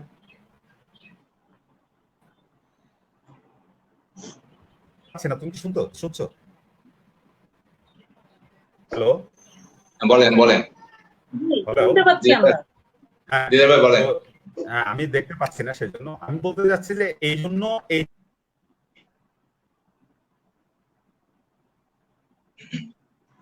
আমার মনে হয় জনাব আব্দুল দিদারের কানেকশনে কোনো একটা সমস্যা, ওনাকে আমরা এই মুহূর্তে স্ক্রিনে দেখতে পাচ্ছি না। আমি কয়েকটা কমেন্ট একটু দেখি। মিশান মজুমদার লিখেছেন, মোহাম্মদুল্লাহ আবুল কালাম আজাদ, এম ও লিটন চৌধুরী লিখেছেন, মাদকের ব্যবসা দরিদ্র মানুষের পক্ষে সম্ভব নয়, কারা মাদকের আশ্রয় প্রশ্রয়দাতা। রাশেদ জামান কমেন্ট করেছেন। অনেকগুলো কমেন্ট পাচ্ছি আমি আসলে। ধন্যবাদ যারা আমাদেরকে কমেন্ট করছেন। আমার মনে হয় আমি জনাব আব্দুল্লাহ দিদারকে এই মুহূর্তে পাচ্ছি না আমাদের সাথে কানেকশনে। ওনাকে আমি যে কোনো মুহূর্তে কানেক্ট করার চেষ্টা করছি। এই অবস্থা থেকে আস্তে আস্তে পরিত্রাণের জন্য যে স্বাস্থ্যবিধি মানার যে ব্যবস্থা করার কথা আমাদের স্কুলগুলোর পক্ষে, তো সুতরাং আমাদেরকে করতে হবে কি, এখন সীমিত আকারে ছাত্রছাত্রী দিয়ে শুরু করতে হবে। এক, দ্বিতীয়ত তোমার একই সাথে আমি ওই প্রশ্নটারও জবাব দিতে চেষ্টা করে মানসম্মত শিক্ষা হচ্ছে কিনা। আসলে আমি ছোট্ট একটা কথা বলি, সেটা হলো, এটা আমি কাউকে ছোট করার জন্য বলছি না, আমার খুব মজা লাগছিল সে কথা বলতেছে। আমাদের চিন্তা চেতনা লোকাল শিক্ষা প্রতিষ্ঠান মানে সুবর্ণচরের শিক্ষা প্রতিষ্ঠান এবং অন্য একটা শিক্ষা প্রতিষ্ঠানের ব্যাপারে ৩-৪ বছর আগে ফর্ম ফিল আপ চলছে। রফিক ভাই সম্ভবত ভালো করে জানেন, ফর্ম ফিল আপের সময় আমাদের অভিভাবকরা আমাদের কাছে আসে বিভিন্ন ধরনের, যে আমরা খরচ নিয়ে অনেক কথা বেশি বা কম, সেটা না, এটাকে কমানোর জন্য বা ওরা দিতে পারতেছেন এই ধরনের জন্য। একজন গার্ডিয়ান আসলেন, উনি বললেন, আমার প্রিন্সিপাল স্যারের রুমে বসলেন, উনি যে কথাগুলো বললেন সেই কথাগুলো সামারিটা আমি বলি। উনার ছেলেটা ভালো রেজাল্ট করছিল, উনি ছেলেটাকে ঢাকা দিছে, মাসে তার জন্য 20,000 টাকা করে পাঠাতে হয়। আর উনার মেয়ের সারা 2 বছরের খরচ আসছে, আমি অ্যামাউন্টও বলতেছি না, not less than 10 years, 10,000, not more than 10,000-এর উপরে না, 2 বছরের পুরো খরচ মিলে উনি সে টাকাটা দিতে পারবেন না। তো উনি আবার বলতে চাচ্ছেন ওনার ছেলের জন্য এই পরিমাণ টাকা উনি খরচ করেন। একটা জিনিস দেখেন, আমাদের এখানে মানসম্মত শিক্ষার জন্য যে আমাদের ভিতরে সীমাবদ্ধতা, অসংখ্য সীমাবদ্ধতা আছে, আমি অস্বীকার করবো না আমাদের শিক্ষকদের ভিতরে। কিন্তু আপনি একটা জিনিস দেখেন, আপনার একটা সুযোগ সুবিধা আছে, আমি মনে করি সেটা অধিকার। আপনি কি করতেছেন, আপনার সন্তানটাকে বাইরে নিয়ে যাচ্ছেন, আর যেটার একটু সুযোগ সুবিধা কম বা পড়ালেখাতে একটু রেজাল্টটা কম, তাকে কিন্তু সুবর্ণচরে রাখতেছে, একটা কথা। দ্বিতীয় হলো যে আর্থিকভাবেও সামর্থ্যবান যারা আছেন তারা কিন্তু তাদের সন্তানদেরকে ভালো শিক্ষা প্রতিষ্ঠানে পড়ানোর চেষ্টা করাটা দোষের না। আমি পড়াচ্ছি, আমার সামর্থ্যের বাইরের অবস্থানে আমার সন্তানদেরকে পড়াতে চেষ্টা করছি, কিন্তু আমার কথা ওই যে আমার প্রতিষ্ঠানটাকে, এলাকার প্রতিষ্ঠানটাকে আমার যতক্ষণ ভাবতে পারবো ততক্ষণ পর্যন্ত কিন্তু সমস্যা। তো আমরা সেই ক্ষেত্রে দেখি যে আমাদের যে স্টুডেন্ট গুলো আমরা পাই, আমরা আমাদের মেধাবী স্টুডেন্ট গুলো, আমরাও স্বপ্ন দেখি আমাদের স্টুডেন্ট গুলো বাইরে পড়াশোনা করুক, এবং আমরা দেখি যে আমাদের এখানে সাধারণত যারা যেতে পারতেছে না তারা, এবং সেক্ষেত্রে আমাদের স্টুডেন্টের মধ্যমানের থেকে নিচের দিকের স্টুডেন্টের সংখ্যা সাধারণত বেশি থাকে। তো সেক্ষেত্রে আমাদেরকে যেভাবে নার্সিং করার দরকার সেই নার্সিংটা আমরা পারতেছি না। আমাদের দুইটা কারণে, একটা হলো আমাদের অবকাঠামোগত সমস্যা, এবং আরেকটা যেটা আছে সেটা হচ্ছে আমাদের শিক্ষক স্বল্পতা। সবগুলো শিক্ষিত প্রতিষ্ঠানের পক্ষে পার্ট টাইম শিক্ষক রাখা সম্ভব হয় না, এবং পার্ট টাইম শিক্ষক দিয়ে ক্লাস নেওয়াটা অনেক অনেক সময় কঠিনই হয়ে যায়। একটা গেল সেটা। আর মানসম্মত শিক্ষা সুতরাং আমরা দিতে পারতেছি না, আমাদের সীমাবদ্ধতা আছে। চেষ্টার পরও তারপরও সুবর্ণচর থেকে, এটা আমি আমার কলেজের কথা বলবো, আমাদের 5টা কলেজ আছে, একটা হয়তো পরীক্ষা দিয়ে এবার নতুন চালু হয়েছে, মাদ্রাসা আছে, এরা কিন্তু বিশ্ববিদ্যালয়, মেডিকেল বা বুয়েটে আছে। তো সুতরাং একদম যে হচ্ছে না সেটা আমি বলবো না, তারপর আমরা আরো বেশি দিতে পারি, এটা আমি স্বীকার করি। আরেকটা জিনিস, আমরা এখন আমাদের সময়টা চলে যাচ্ছে, আমার সময় মনে হয় বেশি নাই, আমাদের সময়টা চলে যাচ্ছে কি সার্টিফিকেট নির্ভর শিক্ষা। এটাকে আমি সত্যিকার অর্থে আমার কাছে একটু, আমি কথা প্রসঙ্গে বলে ফেলি, আমার সৌভাগ্য হোক বা যাই হোক না কেন, আমার এসএসসি হলো কলেজিয়েট স্কুল থেকে, এইচএসসি হলো চিটাং কলেজ থেকে, অনার্স মাস্টার্স হলো চিটাং ইউনিভার্সিটি থেকে। আমরা জানি যে স্টুডেন্টদের নেতৃত্ব সৃষ্টি স্কুল লেভেল থেকে শুরু হয়। আমাদের স্কুলের শিক্ষক কম হওয়ার কারণে আমাদের স্কুলের গেম টিচার কখনো গেম নিয়ে ভাবার সুযোগ পান না, তাকে ক্লাস নিতে হয় 5 থেকে 6টা ডেলি। আমাদের মাননীয় প্রধানমন্ত্রী প্রত্যেকটা স্কুলে একজন লাইব্রেরিয়ান দিছে। তো আমি দুষ্টামি করে বলি যে আগে লাইব্রেরিয়ান ছিল না, স্কুলের একজন শিক্ষক লাইব্রেরি খুলতো, আর এখন লাইব্রেরিয়ান আসছে, নতুন তালাও পড়ছে। তো সৃজনশীল মানুষ সৃষ্টি হলে শুধুমাত্র ক্লাস ভিত্তিক হলে শুধু চলবে না, আপনাকে সেক্ষেত্রে একজন স্টুডেন্টকে সৃজনশীল হলে নেতৃত্ব সৃষ্টি করতে হলে তাদেরকে সামাজিক কর্মকাণ্ডের সাথে জড়িত হতে হবে, তাদেরকে খেলাধুলার সাথে জড়িত হতে হবে। আমরা বারবার বলি আমাদের ছেলেমেয়েরা নষ্ট হয়ে যাচ্ছে, আমাদের ছেলেমেয়েরা কথা শুনতেছে না, কিন্তু আমরা কি আমাদের মাঠগুলোতে খেলাধুলা হয়? আমাদের লাইব্রেরিগুলো কি চলে? নাকি আমাদের যেই কো কারিকুলাম বা সহপাঠ্য শিক্ষাক্রম আছে সেই জিনিসগুলোতে আমরা একই। যদি এগুলো না হয়, সার্টিফিকেট নির্ভর শিক্ষা যদি আসে, সেখানে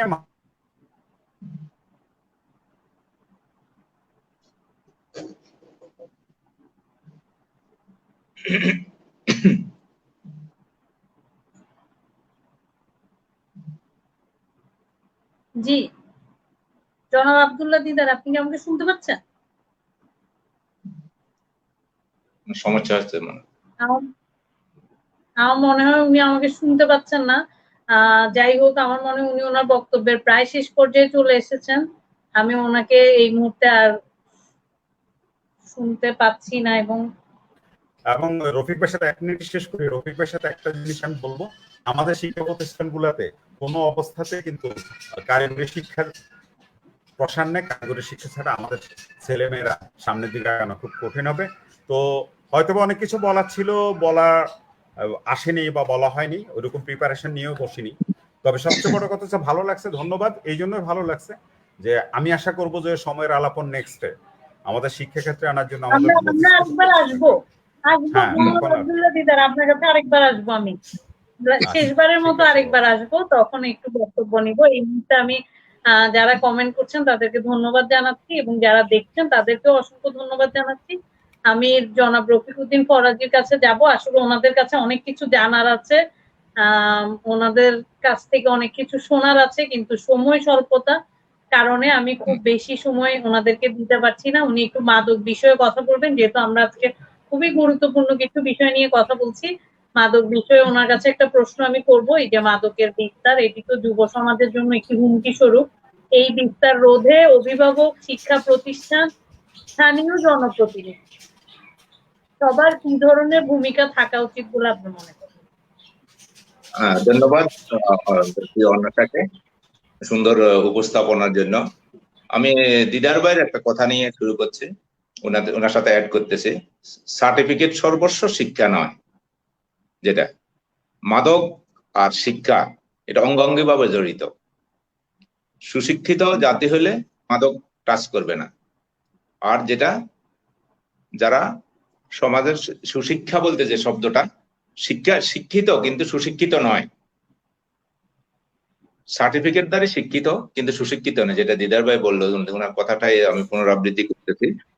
আমরাও চাই যে মাদক নিয়ন্ত্রণ করতে হলে প্রথম আমাদের যে নিউ জেনারেশন যারা গেছে গোল্লা, এরা গেছে, আমাদের জেনারেশন চলে গেছে, এর পরবর্তী এখন যারা গেছে গোল্লা, এদেরকে আইন কানুন দিয়া সামাজিকভাবে প্রতিহত করে বুঝাইয়া যতটুকু সম্ভব হয় ওদেরকে ঠিক করে নতুন জেনারেশনের জন্য একজন সুস্থ শিক্ষক যারা শিক্ষা দিবেন তাদেরকেও নীতি নৈতিকতায় বলিয়ান হয়ে, যদি কিছু দোষ ত্রুটি থাকেও ছাত্রদের সামনে এটা প্রকাশ না করে আপনার ভালো দিকটা ছাত্রছাত্রীদের সামনে প্রকাশ করে ওদেরকে ভালো জিনিসগুলো শিক্ষা দেন। আর মা বাবাদের কাছে অনুরোধ থাকবে, বাসায় গেলে ভালো কথাগুলা বলেন, সন্তানদের কথা শুনেন, তাদের সাথে শেয়ার করেন, তাদেরকে বন্ধু হিসাবে ভাবেন, তাদেরকে এক আদর্শ নাগরিক হিসাবে গড়ে তোলেন। যে জাপানে আমার জীবন অর্ধেক আমি জাপান ছিলাম, জাপানে স্কুলে ছাত্ররা গেলে প্রথম 15 মিনিট স্কুলের বাইরে কিন্তু তাদেরকে ওই যে ময়লা যেটা আছে খড়গুটা এগুলা উঠানো হয় তাদেরকে দিয়া। তারপরে হাত পা ধুয়ে যায় টেবিলে কিভাবে বসতে হবে, শিক্ষককে কিভাবে সালাম দিতে হবে, একজনের সাথে ধাক্কা লাগলে কিভাবে প্রথম সরি বলতে হবে। হ্যাঁ, এই যে জিনিসগুলো, এই যে নীতি নৈতিকতা শিক্ষাচার, এই জিনিসগুলো যদি শিক্ষা না হয় তাহলে আমাদের দেশে এখন থেকে আরো 100 বছর পরেও আমাদের দেশ চেঞ্জ হবে না। এই জন্য আমরা আমি ব্যক্তিগতভাবে উদ্যোগ নিয়েছি আমাদের বঙ্গবন্ধু ফাউন্ডেশনের পক্ষ থেকে, আমাদের পররাষ্ট্রমন্ত্রী ডক্টর মোমিন সাহেব সহ, মশিউর মালিক ভাই সহ আমরা একটা উদ্যোগ নিয়েছি যে বাংলাদেশে শিক্ষক এবং দীপুমণি সাহেবের আপনার সাথে আলাপ হয়েছে, আর লাস্ট হইলো আমাদের পিএম, যদি উনি ওকে করে বাংলাদেশের নীতি নৈতিকতা শিষ্টাচার, এটার জন্য 50টা মার্ক যদি আমাদের ক্যারিকুলামে আমরা জাপানের মতো বা সুইজারল্যান্ডের মতো যদি আমরা সুন্দর মতো ঢুকাই দিতে পারি, তাহলে আমাদের আগামী 10 বছর পরে যে জেনারেশনটা তৈরি হয়ে আসবে ওরা ঠিক জাপানের মতোই, জাপান কিন্তু দ্বিতীয় বিশ্বযুদ্ধের পরে খুব খারাপ জাতি ছিল, খারাপ হয়ে গেছিল, কিন্তু ওদেরকে এই শিক্ষাটা নীতি নৈতিকতা শিষ্টাচার এই শিক্ষাটা ক্লাস 1 থেকে ক্লাস 8 পর্যন্ত দেওয়া হয়। এটা এই জন্য এরা এক জাতি, এক চিন্তা, এক ধারণা, এরা খারাপ কাজ করে না, এরা খারাপ জানে কিন্তু করে না, মিথ্যা জানে কিন্তু বলে না। হ্যাঁ, আপনার সাথে যেটা কমিটমেন্ট করবে কমিটমেন্ট ঠিক রাখবে, টাইম দিলে টাইম ঠিক রাখবে। এইগুলা শেখার জন্য আমাদের 50টা মার্ক আমরা চেষ্টা করতেছি যে আমাদের শিক্ষা ক্যারিকুলামে ঢুকানোর জন্য। এটা জন্য আপনারা আমাদেরকে সহযোগিতা করবেন। আমরা আশা করি আমাদের শিক্ষকরা যদি সুস্থভাবে শিক্ষা দেয় তাহলে এই সন্তানরা কিন্তু মাদক টাচ করার মতো সন্তান হবে না, এরা সুশিক্ষিত হবে, শিক্ষিত হবে না, সুশিক্ষিত হবে। শুধু ডাক্তার ইঞ্জিনিয়ার হবে না, মানুষ হবে এরা। আগে মানুষ হোক, তারপর শিক্ষিত হোক। শিক্ষাটা বড় না, মেনলি মানুষ হওয়ার পরে শিক্ষা তো আপনি অটোমেটিক পাচ্ছেনই। আমাদের রাষ্ট্রীয়ভাবে এখন গ্যারান্টেড আমাদের শিক্ষার যে ইনফ্রাস্ট্রাকচার যে করা হয়েছে, স্কুল কলেজ যে গাঁথনি দেওয়া হয়েছে, প্রত্যেকটা স্কুল কলেজ 4 তলা 5 তলা 6 তলা করে দিচ্ছে জননেত্রী শেখ হাসিনা। এটার অভাব নাই, কিন্তু ওইটার ভিতরে যে মানুষগুলা তৈরি হইতেছে, ওরা যে মানুষের মতো মানুষ তৈরি হইতেছে কিনা, এটার জন্য আমাদের শিক্ষকদেরকে প্রথম ট্রেনিং দেওয়ার ব্যবস্থা করতে হবে রাষ্ট্রীয়ভাবে, এবং শিক্ষকরা ছাত্রদেরকে ট্রেনিং দিবে, ছাত্ররা বাড়িতে গিয়ে মা বাবার কাছে শিক্ষা পাবে। সবচেয়ে বড় ভূমিকা থাকবে মায়ের। এই জন্য শিক্ষিত মা তৈরি করতে হবে আমাদেরকে, যে মেয়েরা যেন লেখাপড়া বেশি করতে পারে, আমাদের সুবর্ণ সন্তানরা যেন সারা দুনিয়াতে মাথা উঁচু করে দাঁড়াতে পারে। বাংলাদেশিরা নট অনলি সুবর্ণচর, পুরো বাংলাদেশের জন্য এটা আমাদের দরকার। নীতি নৈতিকতা শিষ্টাচার এটা উঠে গেছে দেশ থেকে, এই জিনিসটা নাই। আমি আপনার সাথে কথা দিয়ে কথা রাখি না, মিথ্যা কথা বলি। এইটার জন্য আমাদের ভিতরে অনেক সমস্যা হইতেছে। এগুলো ঠিক করার জন্য নীতি নৈতিকতা শিক্ষাচারে বলিয়ান হলে সুদ খাবে না, ঘুষ খাবে না, দুর্নীতি করবে না, সত্যিকারের নেতা কর্মীদেরকে চাকর বাকর মনে করবে না। এই জন্য সুশিক্ষার দরকার এখানে। এই জন্য মাদকের সাথে যদি সুশিক্ষা হয়, মাদক আস্তে আস্তে কমে যাবে। মাদকের ব্যাপারে আমি ঘন্টা 2 আগে আমাদের সরজপুর থানার ওসি আমার বন্ধু জিয়াউল হক তারেক সাহেব খন্দকার সাহেবের সাথে আমি সরাসরি আলাপ করছি। ওনার সাথে আধা ঘন্টা আমি আলাপ করলাম কি অবস্থা সুবর্ণচরের। আমি যতটুকু জানি এর থেকে আরো কিছু ইনফরমেশন গ্যাদার করার জন্য ওনার সাথে শেয়ার করলাম। তো উনি আমাকে যেটা বললো সুবর্ণচর, উনি তো অনেক জায়গাতে ছিল, অনেক জায়গা হিসেবে সুবর্ণচর অনেক ভালো আছে, নীলের কাছাকাছি মাদকে এখন পর্যন্ত। কিছু 2-1 বিচ্ছিন্ন ভাবে করতেছে, ওদেরকে ওনারা ধরতেছে। তবে যেহেতু বাস আসে চিটাগাং থেকে, বাস আসে ঢাকা থেকে, ওগুলাতে চলে আসে। উনি আরেকটা জিনিস বললো, যেটা রোহিঙ্গারা যে চিটাগাং থেকে বাসাঞ্চলে চলে আসছে, ওই যেটা আমাদের অন্বেষা আমাকে প্রশ্ন করলো, রোহিঙ্গাদের থেকে সরানোর সম্ভাবনা আছে কিনা। রোহিঙ্গাদের ওখানে ওই এলাকাটা কিন্তু বাসাঞ্চলে, ওখানে আমরা নিজেরাও কাজ করাইছি। ওখানে খুবই প্রটেক্টেড এরিয়া, ওখানে ঢুকতে হলে গেট ছাড়া ঢুকতে পারে না, গেটে পারমিশন ছাড়া বের করতে পারে না। এটা ওই যে প্রথম 2টা বেজ 3টা বেজ আনার সময় ওদেরকে কিন্তু চেক করা হয় নাই, ওদেরকে বিনা চেকে শুধু কিছু রোহিঙ্গা আমরা নিয়ে আসি এখানে বাসাঞ্চলে না ঢুকলে আমাদের এটা হালাল হবে না। হালাল করার জন্য যাদেরকে নিয়ে আসছে, ওরা আসছে ব্যাগে করে, লাগেজে করে, পকেটে করে, যেগুলো নিয়ে আসছে ওই মাদকগুলো ওখানে কিন্তু আছে এখন। ওইটার কিছু অংশ হয়তো বা আমাদের তারিক ভাই যে আমাদের ওসি সাহেব যেটা বললো আমাকে, ওইটা থেকেও কিছু মাদক আমাদের দিকে আসছে। গাঁজাটা নাকি আছে, ইয়াবা খুব কম, গাঁজার প্রচলন নাকি বেশি হয়ে গেছে সুবর্ণচরে। গাঁজা ওই যে একটা দোকানের পিছনের দিকে বসে যে গাঁজা খায়, যে কোনো অন্ধকার রাতে কয়েকটা ছেলে একাত্র হয়ে গাঁজা খায়, গাঁজাটার প্রচলন বেশি হয়েছে। এটার জন্য ওনারা 0 টলারেন্সে কাজ করতেছে, এবং আমরা চেষ্টা করবো, আমরা যারা গার্জিয়ানরা আছি সবাই এটাকে প্রতিহত করার জন্য। ওদেরকে বুঝাইয়া যদি চেষ্টা না করেন, ওদেরকে সামাজিক ভাবে বয়কট করেন, যে গাঁজা তাকে কেউ তার সাথে কথা বলেন, হ্যাঁ, যে ইয়াবা ঘর তাকে পুলিশে ধরে দেন, তার কাছে পুলিশে ইনফরমেশন করেন, দেখবেন যে আস্তে আস্তে সব ঠিক হয়ে যাবে। আমরা কেন এত দুর্বল, কেন আমরা মেরুদণ্ড সোজা করে দাঁড়ায় আমাদের সন্তানদেরকে ভালো করে ভবিষ্যতে সুস্থ সুবর্ণচর এটা একটা সুন্দর জায়গা, যেখানে কোনো হানাহানি ছিল না। একজনকে দেখলে ক্ষেতের মধ্যখান থেকে দৌড়ায় আসে, এখনো গেলে চাচা জাটারা আসে, লাঙ্গল রাখে, আমাদেরকে জড়াইয়া ধরে। ওই সুবর্ণচর এটা কেন গাঁজা ইয়াবার জায়গা হবে? এখানে হতে পারে না। এখানে আমাদের শিক্ষক সমাজের, আমাদের সাংবাদিক সমাজের, আমাদের মা বাবা যারা আছে, আমাদের গার্ডিয়ান যারা আছে, রাজনৈতিক নেতা যারা আছে, এবং প্রশাসন সব মিলে একটু একটু চেষ্টা করলে সুবর্ণচরকে কন্ট্রোল করা এটা কোনো ব্যাপারই না। এটাতে ওনারা আন্তরিক আছে, আমরা সবাই মিলে চেষ্টা করি আমরা একটা সুন্দর সুবর্ণচর গঠনের জন্য। আমাদের যা যা কিছু দরকার, আমাদের সুবর্ণ সন্তানরা সবাই এখনকার যে নিউ জেনারেশন এরা সবাই সুশিক্ষিত, খুবই শিক্ষিত। এদের কাছে আমরা চাই যে সুবর্ণচরের জন্য ভালো কিছু, যে যার অবস্থান থেকে সবাই তো সুবর্ণচর বসে বসে করতে পারবে না, যেখানে আছে ওখান থেকে সুবর্ণচরকে না ভুলে হ্যাঁ আমরা একটা কিছু করি ইনশাল্লাহ। আমি সুবর্ণচরের জন্য নোয়াখালী ছোট থাকতে শুনতাম নোয়াখালী চাঁদের দেশে আছে, এই জন্য আমি চাঁদের দেশে 1 একর জমি কিনেছি নোয়াখালী হিসাবে, বাংলাদেশের আর কেউ কিনে নেই। চাঁদের দেশে 1 একর জমি আছে নোয়াখালীদের, এটা গর্বের বিষয়। আমি এটা স্যারের এক অংশ সুবর্ণচর সোসাইটি ঢাকাকে দিয়ে দিয়েছি অলরেডি। এটা আমাদের জন্য একটা সুন্দর খবর। আমরা চাঁদেও আছি ইনশাল্লাহ সুবর্ণচরের ছেলেরা। হ্যাঁ, তো আব্দুল্লাহ ভাইকে অনেক ধন্যবাদ, উনি সুন্দর সুন্দর ইনফরমেশন। আমি শেষ বক্তব্য আপনার থেকে নিব। আমি আর একটু ছোট করে জনাব আব্দুল্লাহ দিদারের কাছে শুনতে চাই যে মাদকের বিষয়ে ওনার যদি কোনো বক্তব্য থাকে, যে মাদকের বিরুদ্ধে সচেতনতা গড়ে তোলার জন্য কি পদক্ষেপ নেওয়া যায়।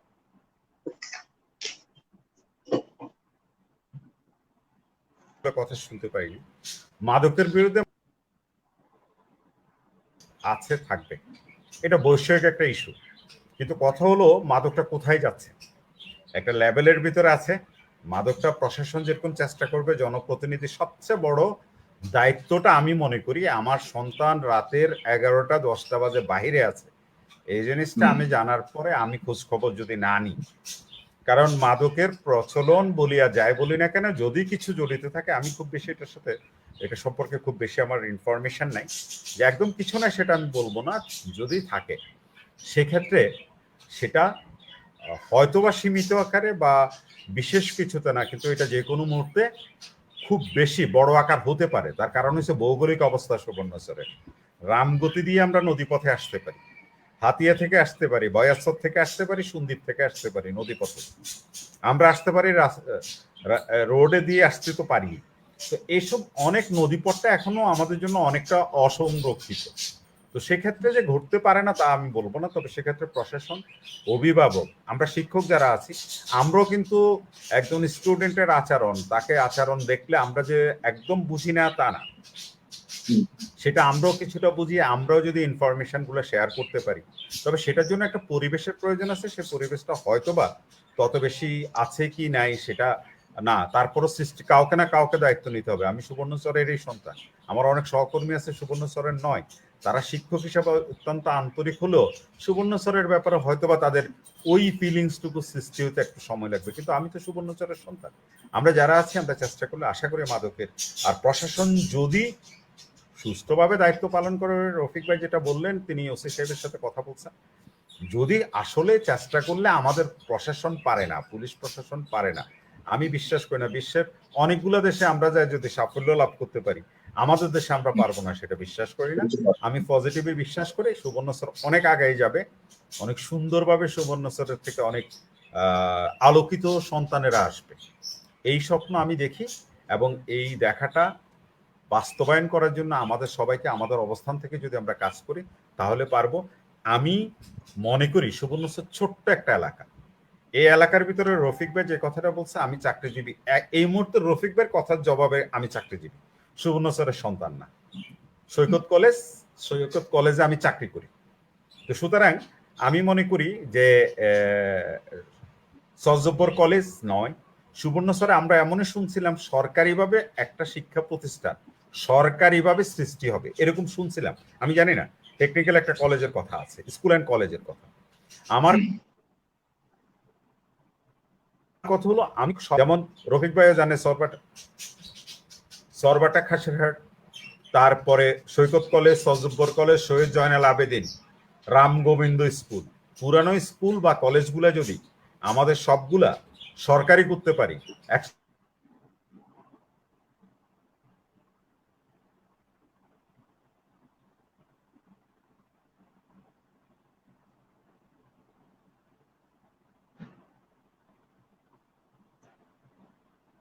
জনাব আব্দুল্লাহ দিদার, আপনি কি শুনতে পাচ্ছেন আমার কথা?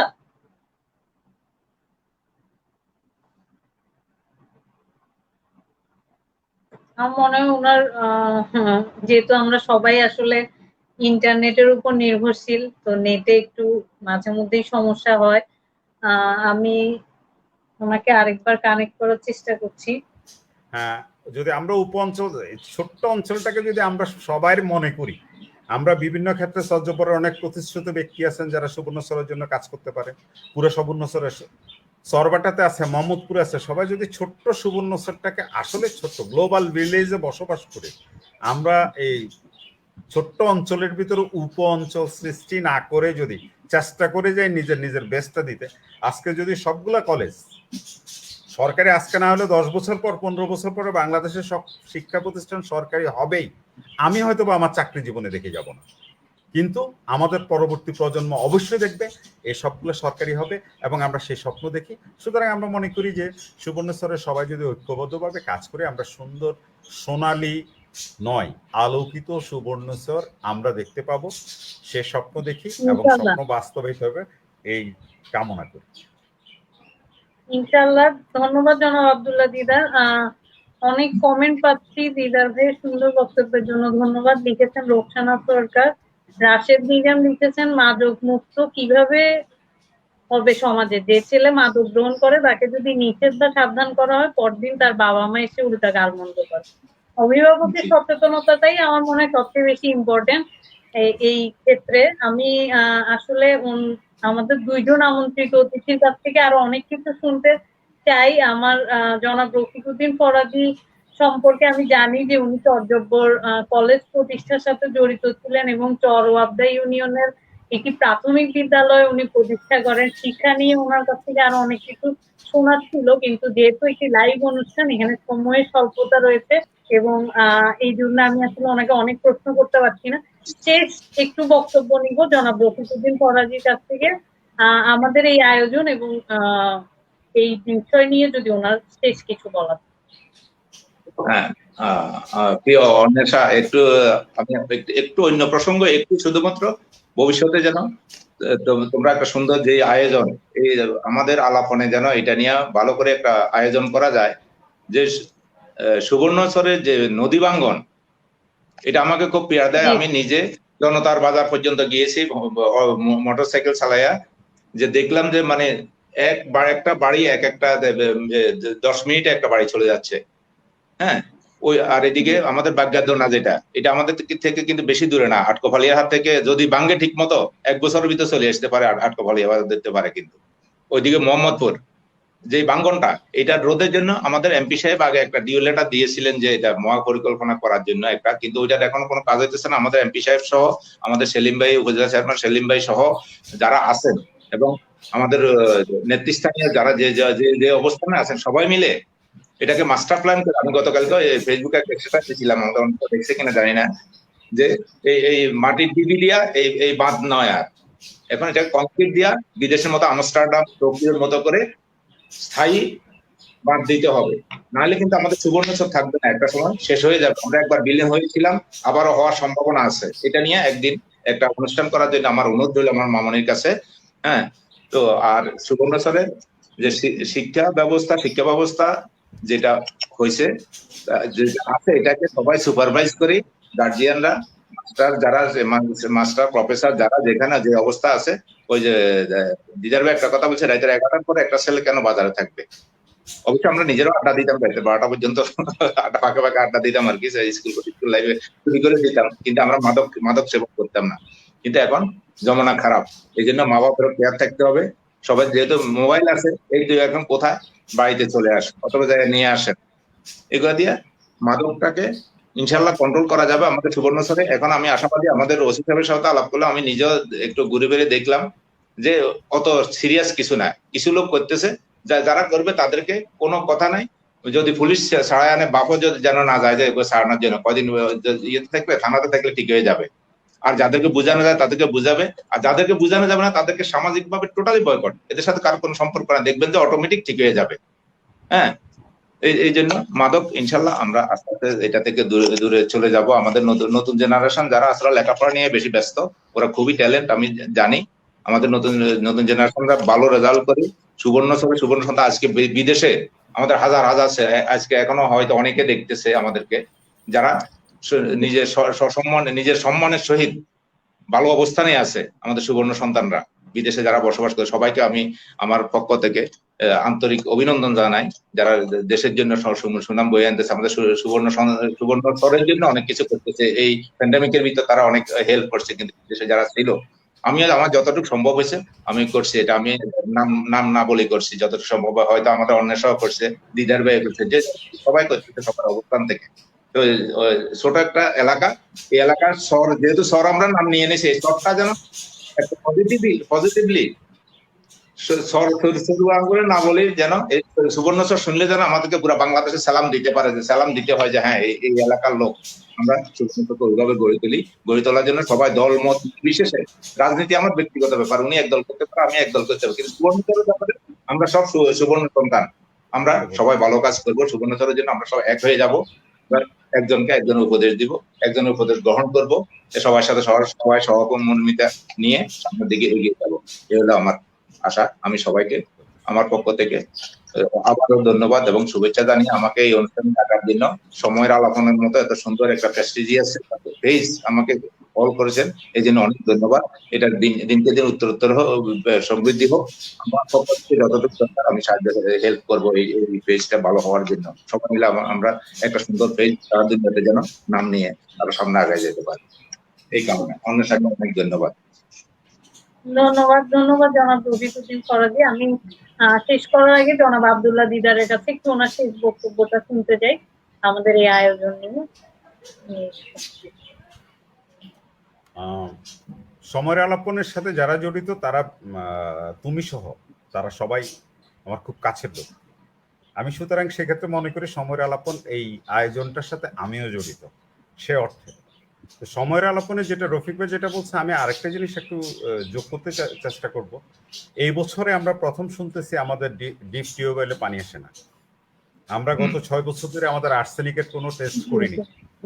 এই যে সমস্যাগুলো আমাদের দাঁড়াচ্ছে, আর রফিক ভাইয়ের সাথে একটু শেয়ার করতেছি সম্পূর্ণ একমত হয়ে, আমাদের এখানে সুবর্ণচরে যেটাকে আমি ভয় পাই ব্যক্তিগতভাবে পরিবেশের ব্যাপারে, সেটা হচ্ছে অবৈধ কি বৈধ আমি জানি না, ইটভাটা, জনগণের ঘরের মাঝে ইটভাটা।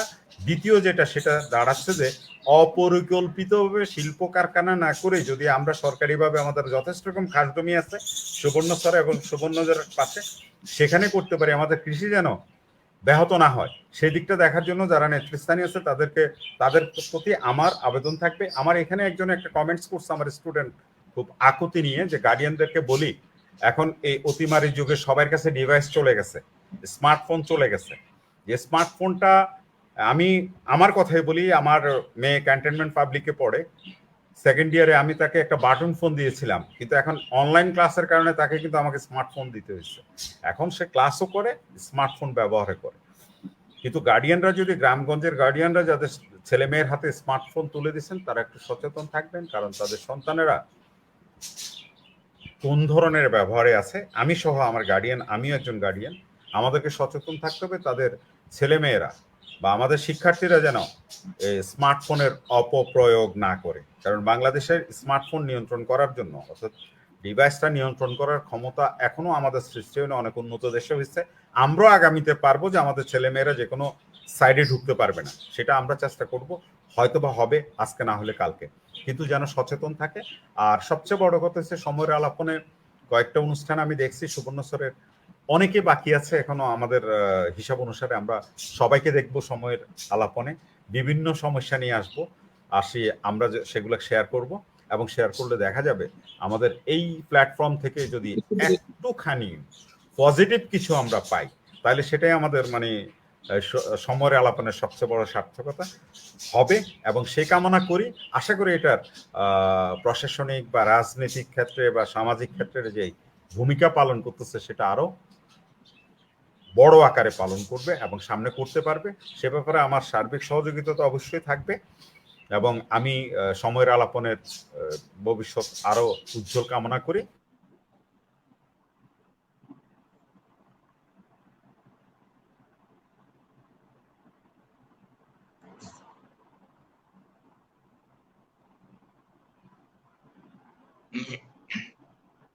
হয়তো বা কথা হবে, দেখা হবে। সবাই ভালো থাকুক, শুভকামনা। ধন্যবাদ। ধন্যবাদ। আমি আসলে দুইজন আমন্ত্রিত নেটের সমস্যা অতিথির কাছেই জি ধন্যবাদ এবং কৃতজ্ঞতা প্রকাশ করব যে আপনারা আমাদেরকে এতক্ষণ সময় দিয়েছেন। আমাদের সময়ের আলাপনের আমন্ত্রণে ডাকে সাড়া দিয়ে এক বাক্যে রাজি হয়েছেন। আপনাদের মূল্যবান বক্তব্যগুলো দিয়েছেন এবং জনাব আব্দুল্লাহ দিদার যেটি বললেন যে আরো অনেকেই আসবেন আমাদের প্রোগ্রামে এবং আপনাদের গুরুত্বপূর্ণ যে মতামতগুলো দিয়েছেন সেগুলো আমরা মনে রাখার চেষ্টা করব। আশা করব আপনাদেরকেও আবার পাবো পরবর্তী কোনো অনুষ্ঠানে অন্য কোনো বিষয় নিয়ে। ধন্যবাদ আবারও জানাচ্ছি জনাব রফিকুদ্দিন ফরাজি এবং জনাব আব্দুল্লাহ দিদারকে আমাদেরকে সময় দেওয়ার জন্য, আমাদের সাথে এই সব বিষয়গুলো নিয়ে আলোচনা করার জন্য। সবাই এর সাথে আমি ধন্যবাদ জানাবো যারা এখন পর্যন্ত আমাদেরকে দেখছেন। আমি অনেক ভিউয়ার দেখছি, অনেকে এখনো কমেন্ট করছেন, তাদেরকেও ধন্যবাদ। সবসময় এভাবেই সময়ের আলাপনের সাথে থাকবেন। পরবর্তী আয়োজন দেখার আমন্ত্রণ জানিয়ে এই মুহূর্তে আমি তাজমিন তাবাসসুম মনে আপনাদের কাছ থেকে বিদায় নিচ্ছি। শুভরাত্রি, সবাই ভালো থাকবেন, সাবধানে থাকবেন। আসসালামু আলাইকুম।